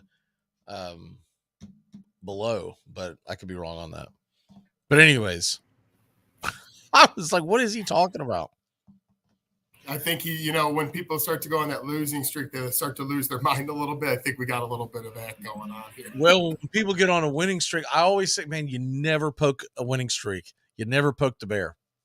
You don't brag about it. Come to an end. It's one thing to mention what your streak is and what you're winning, especially what we do on our show. I obviously always believe in accountability, right? But I'll never brag, because you're just asking for the sports gods to come down and lay the hammer on you. You're just asking for Brock Purdy to go out with an injury. That's what you're asking for. Hey, I mean, I'll be the first one to real. Keep it real. A lot of people lost a lot of money the moment Brock Purdy's elbow went in 6 different directions. So do sites void his prop bets when that happens, or is it up to the site? No. It stays out there. Huh? If he plays, because you got to figure he probably had a lot of bets on the over too. Exactly. People on the over lost, but the people on the under won. Yeah, I guess where do you draw the line, right? I mean, he went out. It hurt San Fran clearly. That's why I took a risk on Mahomes' under on his passing yards this weekend. Now, that wasn't my best bet, but I personally took the risk because I was thinking, hey, first of all, this is going to be a lower scoring game, which I was right on that. I nailed the under. But also, I was like, dude, it is not guaranteed that Mahomes is going to be able to go through this entire game or throw as much as they like to throw. Now, he proved me wrong on that, but yeah, you do have to take that into consideration, but it's always a stipulation of player must play. So if you take let's say if you're betting that Travis Kelce is going to have 6.5 catches on Super Bowl Sunday and you lay $100 down, whatever, 5 minutes before kickoff, they say Kelce's back, won't let him play. They just refund the whole thing to everybody. Gotcha. Makes sense. But if he goes out there in the first play of the game and breaks his leg like Tim Crumry, that's winner, chicken dinner for anyone that took the under. That's why taking the under is actually safer in a lot of these things when it comes to football. You're banking especially playoff football, I feel like. Yeah. You're banking on the guy to do well. You're also banking on the guy not to get hurt in a very violent game. All right. Let's get into some quarterback merry-go-round. And I'm going to go ahead and pull up the list that I saw. Now, obviously, realize one of the guys not on this list is, I don't believe they had him on the list, is guys like Aaron Rodgers who could be traded. So these are actual free agents, right? And I'm going to have to try to find it. But to start the merry-go-round, I'll start off with you. I think one of the most intriguing ones, who's not a free agent, but he's got to be traded as well, is Derek Carr. And he obviously is not coming back because he had that whole speech about how great it was to be a Raider, right? Where do you see Derek Carr? Well, my more obvious choice, if they don't land on one of the bigger names, would be the New York Jets, because I think they're the closest to being a quarterback away with all the other pieces they have defensively and things of that nature. But, I mean, another team I like, and I know Mr. Tampa Tones will like to hear this, but I think Tampa Bay is also an option for Mr. Derek Carr because, look, You lose out on Brady. Are they really going to start just from scratch? Or are they really going to start, Kyle Trask will be in his second year, or Blaine Gabbert? So I'm if I had to name a couple teams, I'm thinking Jets, or my sleeper team would be Tampa Bay. For some reason, I feel like he's going to end up in Carolina, because I don't know if Reich wants. He wants to do what he did in Indy, huh? He wants to do the Indy thing, cycle through even though Carr's a little younger, but he'd be doing the Colts strategy when he was there, going with those 30. I think that situation's a lot different with Carr because he is a lot younger. He's a good quarterback, and he's young-ish. What is he, 31? He's 30 or 31. But it's also because I think he's a pretty good quarterback in general. And I can see them making the move. The big question is, what does the front office at Carolina think? But let's say we got from Adam Schefter, real quick. We got some breaking news that the Saints or Broncos are finalizing return for Sean Payton as we speak. Oh, wow. They're working at what is he smoking? Whatever Russell Wilson did last year. Jeez. Why would you want to take that? Didn't mean to interrupt, but I felt like no. By all means, always. Oh my goodness! I mean, I wonder what that compensation is going to look like. I've got it here. I'll put it on the screen here in 1 second. Denver and the Saints discussing two potential packages. One is Denver gets the 2023 first-round pick and next year's second, and Payton and the Saints 24 third-round pick. The other one is Denver first-round pick of 2024, and it's 2023 fourth. I don't think he's tweeted that correctly. That's the Saints' choice. Why would the Saints... Saints are going to give up. Rappaport said the Broncos will send a first-round pick in 2023 and early picks next year, sources say. The deal has been agreed to.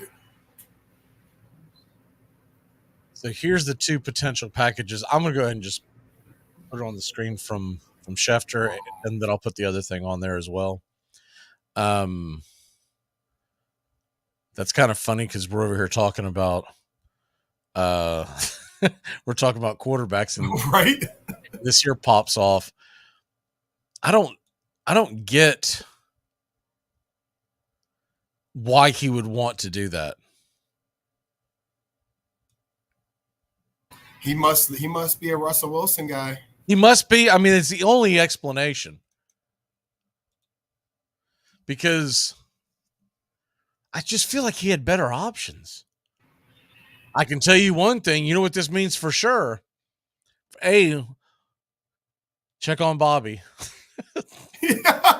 I know. I was going to say. He had been talking about weeks about how Sean Payton was coming there to Arizona. And the other one would be DeAndre Hopkins. What little chance they had of him not wanting to get traded is gone. Because if Sean Payton came there, I could see him saying, hey, we'll see what can happen. It makes sense. Hopkins wants out of there. I mean, he wanted out of Houston. They had Deshaun Watson. You think he's going to hang around for broken leg Kyler Murray to heal? Video game man. The first 5 weeks of the season, I'll have Andy Dalton chucking the ball down. He's out. All right, back to the list real quick before we switch gears. Real quick, I'm just going to give you the team, and you tell me what quarterback do they get this year.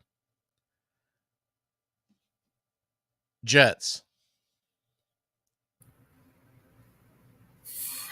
I'm going to say Rodgers. I like that because the OC connection. If they fail on him, I'll go Jimmy Garoppolo. Baker Mayfield goes where? Oh, man. Baker Mayfield. Tampa Bay. That's a tough one. I mean, that's a tough one. I'll go Tampa Bay. Oof. Oof. Tampa Jones can't be happy about that. Where does Jimmy G land? Jimmy G, I think he goes. That's where the Jets fall on. Since we already said the one guy there, I'll go Las Vegas Raiders because to me that Josh Daniel connection, he was with him for a couple years as well. Daniel Jones stays with Giants, long deal he gets. I agree. I don't know why they're doing it, but yes. Let me see. Is there one more we can throw up here? Mike White. Carolina. We can't put him. We can't give Carolina every quarterback. All right, you know what? I'll put him on the Saints. I've got Tom Brady ending up in San Francisco, especially after the rumor of the elbow. Yeah. I mean, Purdy's going to have surgery. If he's out 6 months, bare minimum, we're talking about this. Tomorrow's the 1st of February. It's at least into August. Now, that's best case scenario. San Fran has a great roster, but it's a black hole for QBs. Every QB gets injured. Tom Brady going to San Francisco would give them a legitimate chance at a championship and could let Purdy heal. And you only got to sign Brady to a 1-year deal. He's 45, right? Yeah, because San Fran got to be aggravated that they've been getting so close, and the recipe is always QB. Sign a 1-year deal for Mr. Tom and go win it. And I've got I have Brady in San Fran. I got Aaron Rodgers going to the Jets. I think you could be onto something about Derek Carr to Tampa Bay, but if not, then I really like him in Carolina. And Tennessee is the one wild card. Will they get in the mix of any of these guys? That's the one team, because I feel like they're not going to. Aaron Rodgers? But there's a chance. There's been rumors of Tennessee getting Aaron Rodgers. I've heard Tom Brady. And I'm like, where did we see all this aggressiveness from the Tennessee Titans? Usually they just, we're stuck with Tannehill. We're just going to ride this out. Well, they're going to bring in a new general manager. And now that they have, where does he want to do? They were the 1 seed 2 years ago with Ryan Tannehill. If they got Aaron Rodgers, they're automatically a top 5. Tell you who I like him for, who I like Tennessee to get, is Jimmy G. Ooh. He's a better version of Tannehill. Younger, yeah. But once again, he's another guy that always gets injured, so I don't think they'll do it. If you do have to keep Tannehill, then I say sign Mike White and give yourself a fighting chance if Tannehill gets hurt. Please have a backup plan, not Dobbs. Dobbs is not a terrible number 2, but yes, he can't be your for a championship run. Right. Well, let's not go crazy and say Titans in championship run. Well, no, I'm just saying they were the 1 seed. Trying to win a game. True, but they were the 1 seed, and then they were 7-3. They won 4 games in a row, and I don't know why the wheels fell off because Mike Vrabel doesn't seem to be that type of guy. But yeah, they got decimated by injuries. So they had one of the highest number of teams. They always keep up with how many players were on the squad this year. They were decimated by injuries. The line. Tannehill admitted after week 5 that he was never the same after the ankle injury. Now breaking news, the DeMeco Ryans to Houston Texans is finalized, 6-year deal. We're just getting all the news here today, Matt. Well, let's take a real quick break. When we come back, we'll react to that, and we're going to get into some NL Central talk. Cubs, Cardinals, Brewers. Let's go. We'll be back in a flash here on Braves Country HD, wherever you stream, and Braves Country on 99.1 FM, The Key. Having somebody making wild decisions that make no sense, that benefits nobody. Oh, yes. Right, yes. Is he listening to us? I can't tell. He's listening. He's not understanding. Yeah, he doesn't even, get us, man. We're talking about you. Big news and the big games covered in the Big Ten by the Armchair Quarterbacks all year long. Third down and about 22. As Smith drops the throw, he's got his tight end open, but he's got Carter downfield, and he's gone. Michigan leads the game with a first touchdown on a bullet, a bomb to Carter, 71 yards. Now State's lead 7-3. There he goes. So long. Ohio State touchdown. That's that old 1-2 punch. You take two of the first time and then have it the second time. In his career, Lorenzo White 15 times rushed for 100 yards in a half. 5 of those this season. On 2nd and 10. Long throw to Ryson, and he's open. All the way to the 6-yard line. Big Ten football covered in the Southeast by the Armchair Quarterbacks. Hockey season, and that means new merch over at ourdragonsmerch.com. Get the latest designs and some of our fun new souvenirs ahead of what's sure to be a great hockey season. Celebrate another season of River Dragons hockey by getting a new look to wear on game days, or surprise the big-time sports fan in your life with a new keepsake that will make them a River Dragons fan for life. Order online right now at ourdragonsmerch.com. That's the letter R, dragonsmerch.com. We'll see you at the rink. Enjoy sun-drenched days, epic stays, and plenty of room to roam in Greater Fort Lauderdale. Our hotels, attractions, and restaurants have taken the Visit Lauderdale's Safe and Clean pledge so you can relax and explore with confidence. When you're ready for that well-deserved staycation, our 23 miles of golden beaches await. Find wide-open spaces to hike, bike, kayak, and paddleboard. Visit your favorite attractions, then dine out in style in dining rooms or al fresco on waterfront patios. Learn more at sunny.org. Now you will receive us. We do not ask for your poor or your hungry. We do not want your tired and sick. It is your corrupt we claim. It is your evil that will be sought by us. With every breath, we shall hunt them down. Each day, we will spill their blood till it rains down from the skies. These are principles which every man of every faith can embrace. These are not polite suggestions. These are codes of behavior. And shepherds we shall be. Armchair. Community Access Channel. Welcome back. Here at the bottom of the hour, heading to the top where you'll get Sports Map Radio's First Name Sports following us here. And remember to get your day started off right with Ryan O Radio Penitentiary, 7 a.m. to 10 a.m. right here on the Key. Rod Peterson Show, noon to 2. And Sports Beat with Richard Holdridge, 2 to 3. And we'll be here back again, 3 to 5, here on Braves Country, and Braves Country HD, wherever you stream.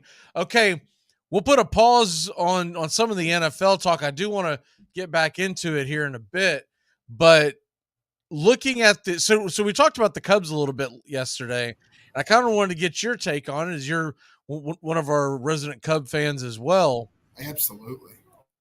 I'm telling you, I think not only am I picking them right now, I do want to see how spring training unfolds, but right now, as we speak right now, I'm picking them to finish second in the NL Central, have a puncher's chance at a wild card, because now with everyone playing everybody, there's no telling how that's going to affect records across the board, right?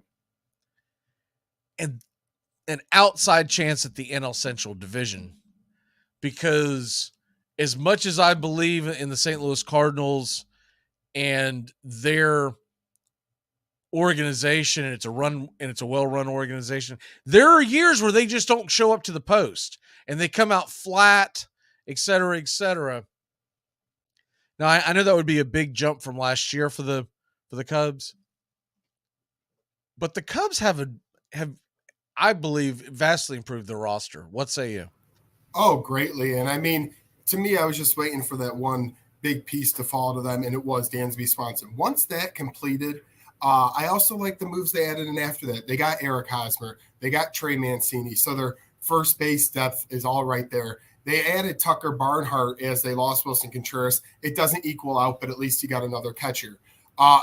They're strong up the middle is what I like the most. When you have Ian Happ in center, you're going to have Nico Horner at second, obviously Swanson at shortstop. To me, that's an awesome move right there. And I see, as you brought up, some of their lineup and what they could look like roster-wise. You got young guys that are going to be in the mix. I think Bellinger might be able to also have a pretty good bounce-back year on his one-year deal. I looked at the NL Central depth chart today of all the teams, and Cardinals stand out, of course. I think they'll win the division. By how much we'll see. But really, I looked at the Brewers. Pirates and Reds will be at the bottom. Reds, God bless what they're doing. But we can compete with the Brewers and maybe get into second place and, like you said, a wild card. So I'm aligning with myself in the same thinking as you right now. What is the deal with Kyle Hendricks? They're saying that he's questionable for the beginning of the season. Have you heard any updates on that? I don't have. All I heard is that he'll probably miss like the first month as of like a week ago. And he's rehabbing. So what are they thinking? End of April type of thing or much longer? No, that's about what it's looking like. The reports I've seen, it just says beginning of the season. That's about it as of right now. But look, when you look at their depth chart and when it comes to their starting rotation, they don't have the most eye-popping arms after you obviously look at Stroman, but Drew Smyly's been there, done that. They signed Ty on to a 3-year deal. Justin Steele ended up having a pretty good time. Alzolay was injured. He's coming back. And Keegan Thompson, if he has to fill in and spot start a couple of games, I'm not too upset about that. My bullpen is the biggest concern for the Chicago Cubs right now. I kind of like their starters, but that bullpen is what gets me nervous. Okay, one massive question everybody wants to know is, who is Hughes and can he be trusted? That's what I'm saying. He's projected as a closer. Yeah, because the only other option would be Rowan Wick, and he is very up and down. I don't know much about Mr. Brandon Hughes, and I'm not fully trusting in him. I think they're going to have a big battle because in 2022 he had 57 innings pitched, a 3.12 ERA, but that was his only year in the major leagues. To me, it's still unknown what he can do when it matters. The Cubs were obviously not good last year. We have to find more about him. I cannot just trust him as the closer. I don't even want to trust him as a setup man. I wouldn't mind if he was seventh inning, but he's too new for me to be in that closer role. So he's 26 years old, first year in the majors last year. He did have 8 saves. I'm assuming that came at the end of the season. Correct. 57 innings pitched and 68 strikeouts, not blow-away type stuff for a closer, but decent. They're expecting Boxberger to be the setup man. Now, he has closed in the past, but he really is a setup role guy. Personally, I would put Rowan Wick as the closer to start just because he's been on the Cubs for 4 seasons now. And even though he's had up and down seasons, his ERA has been around 4 the last couple of years. He has closer experience for us. And I would hate drossing a young guy right on the scene. So my pick right now would be Rowan Wick. I think they always say one of the greatest lines in anything ever, not just sports, but in life, was one of the best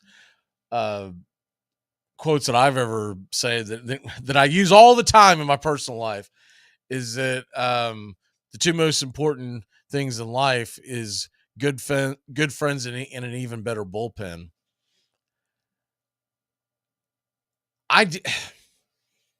Most of your teams going into 2023 have questions in their bullpen. It's one of those things that I think David Ross is going to have to figure out as he goes. There's not a guy out there on the market. Now, there are some ones you could sign. And the first one that comes to my mind off the top of my head, without having the list in front of me, Zach Britton is still out there. Oh. Now, look, he's 35, I believe.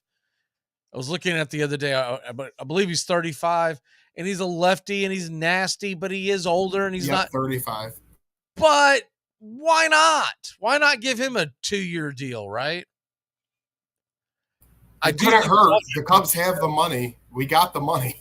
So I'll tell you one of my biggest questions is when I look at this screen, and I ought to be pointing like that because you see it on there, but to me it's what are they going to get out of Suzuki? Because he was a disappointment last year.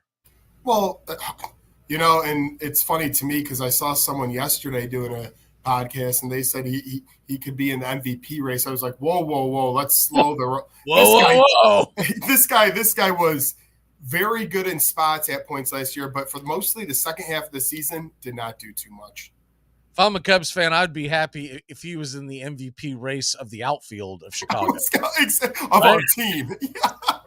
Let's calm down. I'm not even talking about the MVP of the team because I think the MVP of the team is probably coming from either your shortstop position or somehow Eric Hosmer pushes the sun back up into the sky. But the best player on your team is Dansby Swanson. A close second, I think, is probably Nico Horner.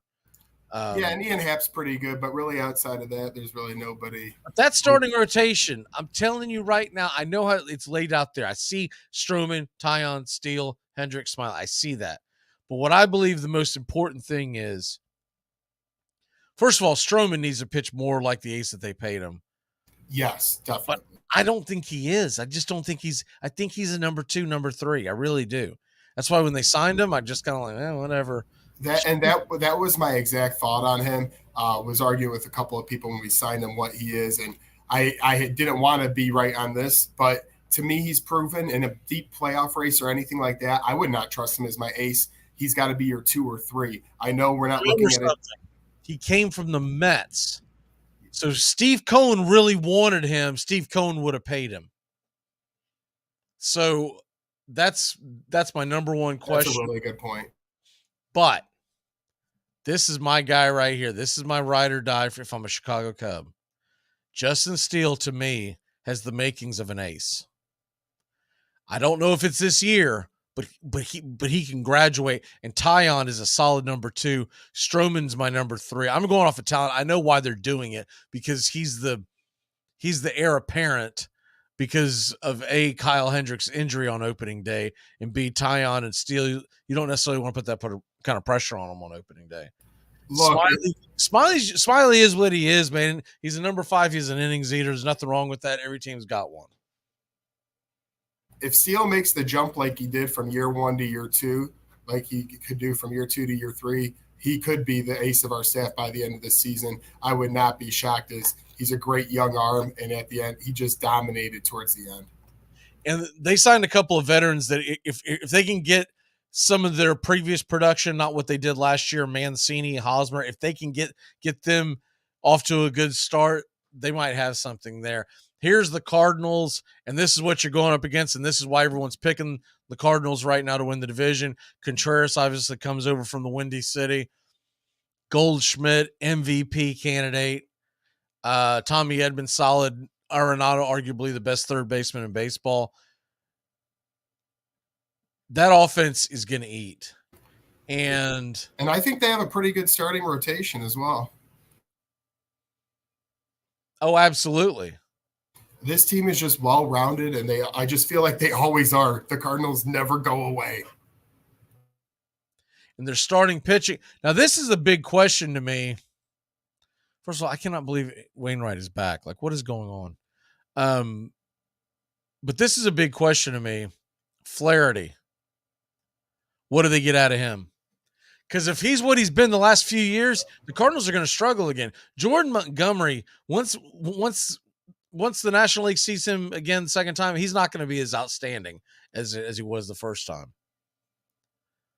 Mikolas, Steven Matz, I mean, it's an okay. But what I will give them right now, if Flaherty is the old Flaherty of old, yes, they've got a better rotation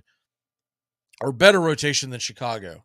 They've got a better bullpen than Chicago, but Flaherty's a big question mark to me. And I feel like the Brewers got worse. They didn't get better, and that's why I got the Cubs where they are.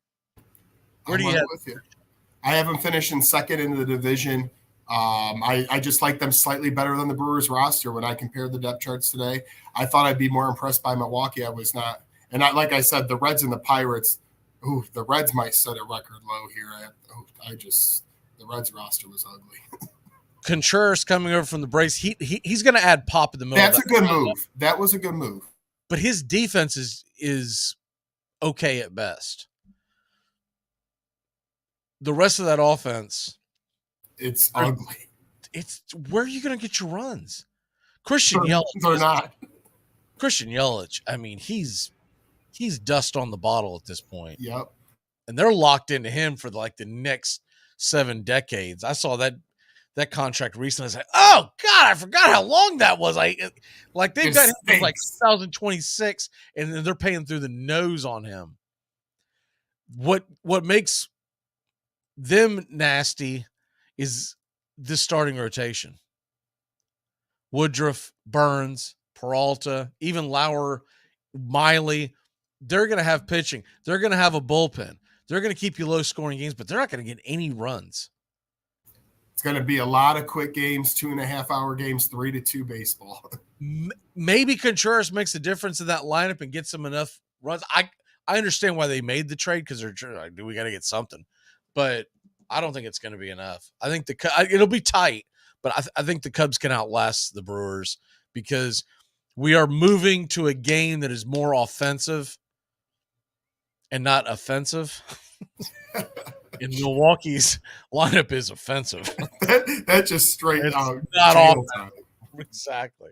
All right, let's take a quick break. When we come back, we're going to put a cap on this baby, and we're going to give you our best bets and talk a little more NFL. We got big news breaking here today. We'll be back in a flash here on Braves Country and Braves Country HD, wherever you may stream. You play to win the game. Hey, sports fans. Weekdays, 3 p.m. Eastern to 5 p.m. Eastern. Drive time on WQEE. Braves Country is a Southern sports talk show with Mac McGee and the Armchair Quarterbacks. That's Braves Country with Mac McGee and the Armchair Quarterbacks. Weekdays, 3 p.m. to 5 p.m. right here on WQEE 99.1 FM.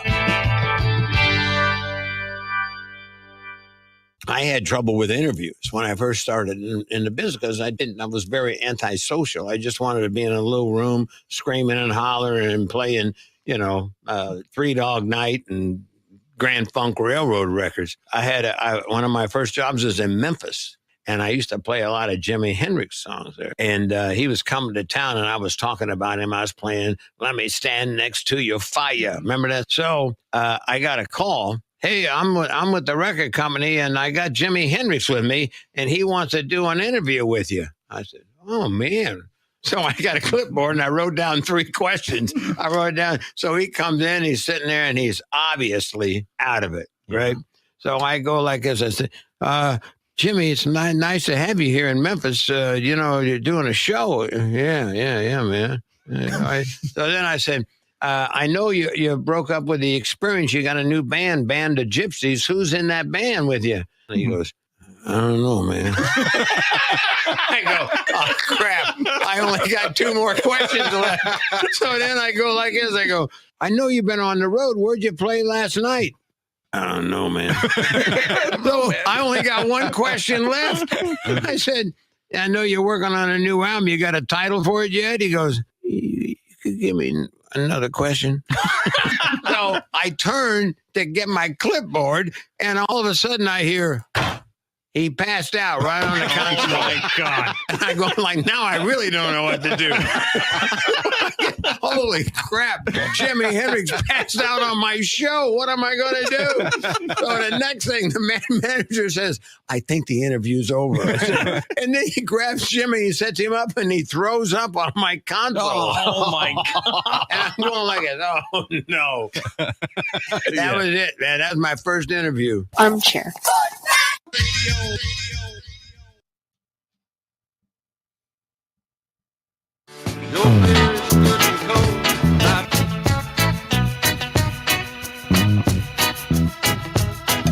Welcome back. Texans are hiring D'Amico Ryans as head coach. All kinds of news flying around here. Are you ready for this? Bring it. So what does that mean in the draft?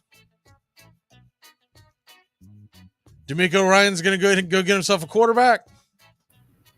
I mean, he's got to, right? It makes too much sense. He's got a 6-year deal. You want to start with who you think's the best here. Now, my question is it worth them moving up one spot when they could get either Stroud or Young at 2? To me, if the Texans move up, they really got to be in love with somebody because they will have to give up a pretty good amount still to move up one spot. So I'm intrigued to see not only where my Colts do at number 4, but the Texans now at 2. To me, it's a no-brainer if they stay or they trade up. Get the QB and start it fresh. I'm a little surprised. I didn't realize Ryan's is as young as he is. He is 38 years old. I remember him as a player.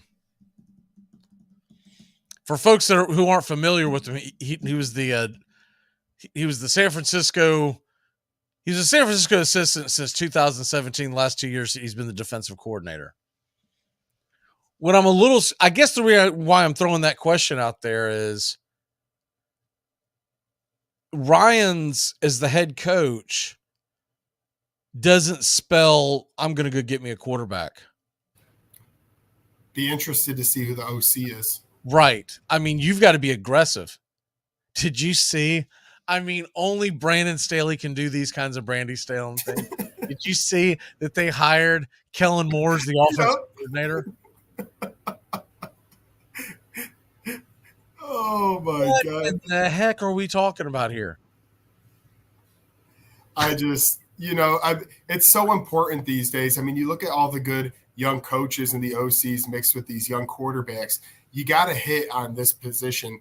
All these defensive-minded coaches, I believe they said last year, if you hired an offensive coach, they were like 20 games over 500 going into to this season. The defensive coaches were under 500. Now, a couple of those were Lovie Smith and Eberflus, who had bad teams as well. But these defensive coaches are getting questioned a little bit more because we're moving to an offensive game.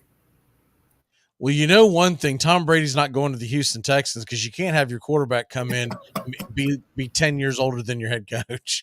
It's not a good look, man. Rodgers is out too, so they ain't getting either of the top guys. Exactly. Wow. So Houston's got their quarterback head coach, and Denver has their head coach. In case you're just joining us, Sean Payton to the Denver Broncos. They're going to put a trade package together.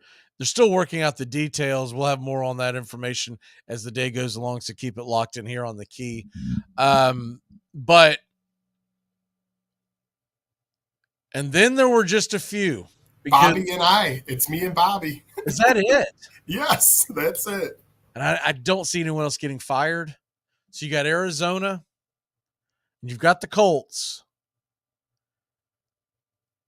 Everyone else now, the music is starting to stop, and everyone's looking around and go, who is going to coach my team? I would have thought Ryans would have been a great fit for Indy. I would have loved it. Because that defense, right? So that's as high as they're picking. If you got to figure if they are going to be aggressive after a quarterback, then it's going to be an offensive hire. The two favorites right now that are going around in Indy, as I was listening to radio all morning here, Raheem Morris and Brian Callahan from Cincinnati, the OC, those two seem to be the favorite right now.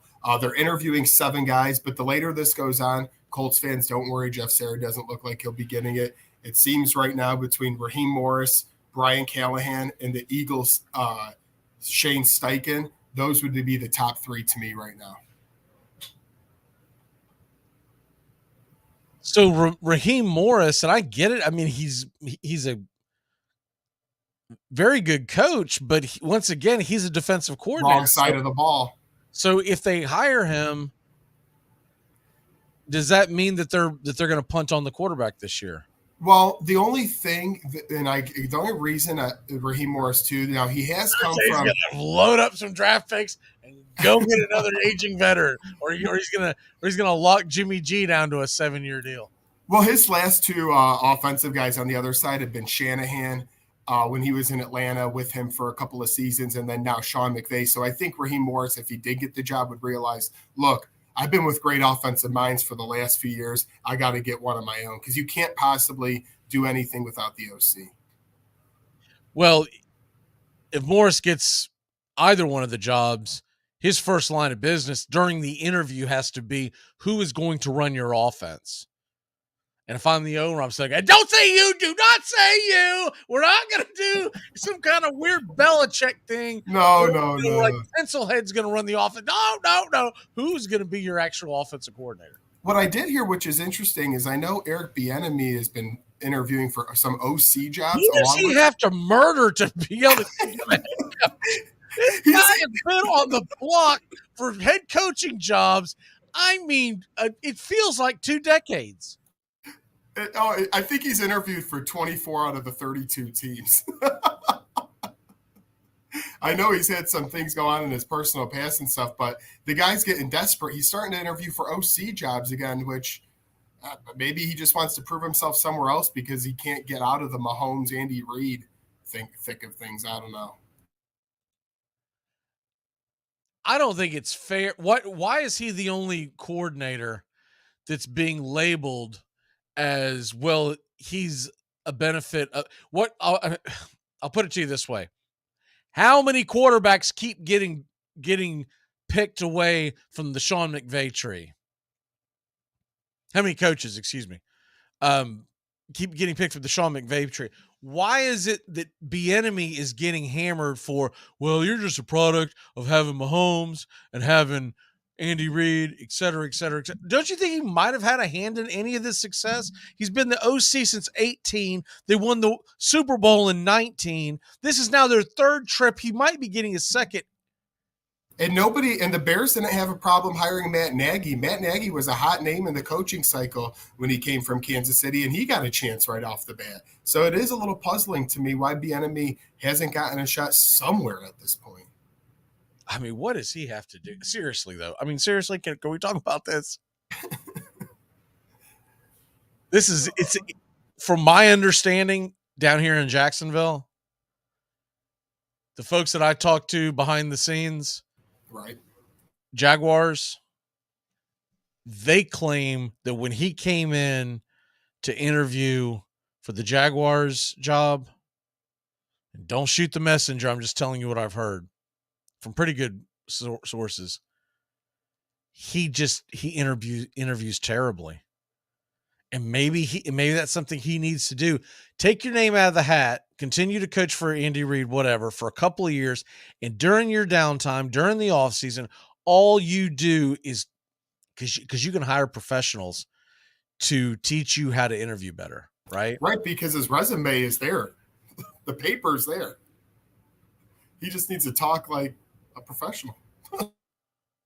I mean, he went from Colorado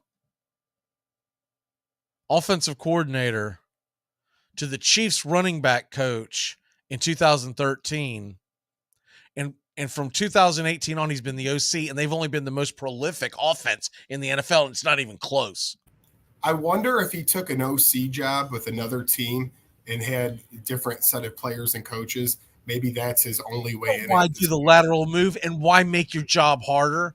I agree, but maybe it's the only chance he gets to be a head coach.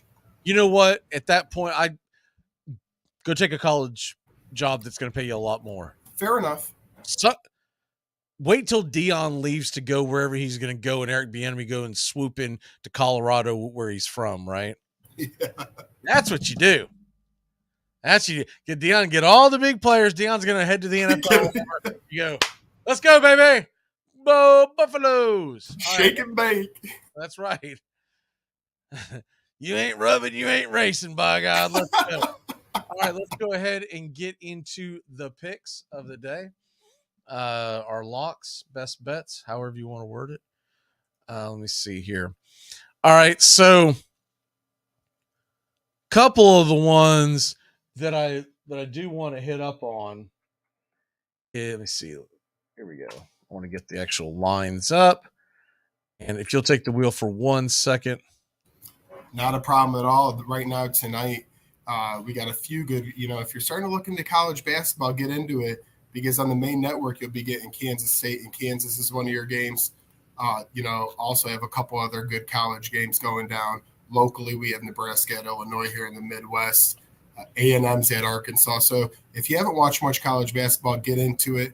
That's the way I'm going to go on my lock today. And we're starting to get into things. Once you hit February, boom, before you know it, it's March Madness. So now is the time to be digging into the heels of college basketball season. One of the lines that we got for the main game, Kansas State right now is plus 8.5 at Kansas, plus 315 on the money line. Key State is Kansas minus 395. I would say far away from that money line. Okay, but here you go. Sorry. Not a problem. I was trying to. I think this site's a little more aesthetically pleasing when you're looking at the lines. All right, let's go ahead and get into this, and I'm going to remove this so you can see it a little better. All right, what is your best bet of the day? Your lock? Yeah, my lock, and actually, I think you might like this one as your teaser involved one of these teams, and I'm going to actually go with Kansas State at plus 8.5 as my lock of the day. A lot of people forgot that Keontae Johnson, who's just been absolutely sensational for them this year, going 18-8 on the season. He was maybe the SEC player of the year before he got injured at Florida. We all know that injury he suffered there, but this team is truly taking off with him leading the way. And I like their new coach, Jerome Tang's doing good things. So I think Kansas, they've been struggling a little bit lately. Lost a home game there. I know they're really good on that home court, but 8.5 points is a lot for my blood. Even if they're down big at one point, I could see them backdooring. So my lock of the day is Kansas State plus 8.5. Yeah, there's a lot of games that I like today, but my strongest play that I gave earlier today, Kansas State. Now, if you get it right now, you should actually get the hook, because I grabbed it Kansas State at 8, and I'm sorry, 9. So that could be wrong. But I'm doing the parlay teaser of Kansas State and West Virginia. Want to double check. So Kansas State right now is 8.5 on this board. So we'll go with that number. And what is the West Virginia line? I'm trying to pull it up. When I got the West Virginia, do you have the time on that game? At 9 o'clock start, it looks like West Virginia's plus 2 at TCU.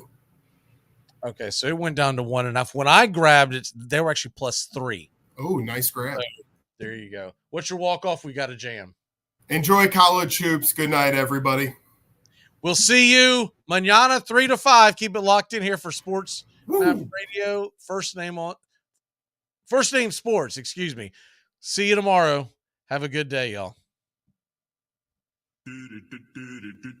Goodbye, sweetheart. Well, it's time to go. We're back tomorrow with another show. Well, unless we're fired, we'll talk to you then. Goodbye, sweetheart. Goodbye. Goodbye. Guys and gals, it's time to go. We'll see you on the next show. Same bat time, same bat channel. Thanks for listening to Braves Country with Mac McGee and the Armchair Quarterbacks on 99.1 FM WQEE, The Key in Noonan, Georgia, and simulcasting on youtube.com/@Braves Country. Braves Country comes your way weekdays, 3 p.m. Eastern to 5 p.m. Eastern. Please follow, like, and subscribe today. Armchair Quarterback Radio, your first choice for Southern sports. Something of the 5th of September. Something of the 5th of September. She said a lot that I You're listening to WQEE 99.1 FM, The Key in Noonan, Georgia.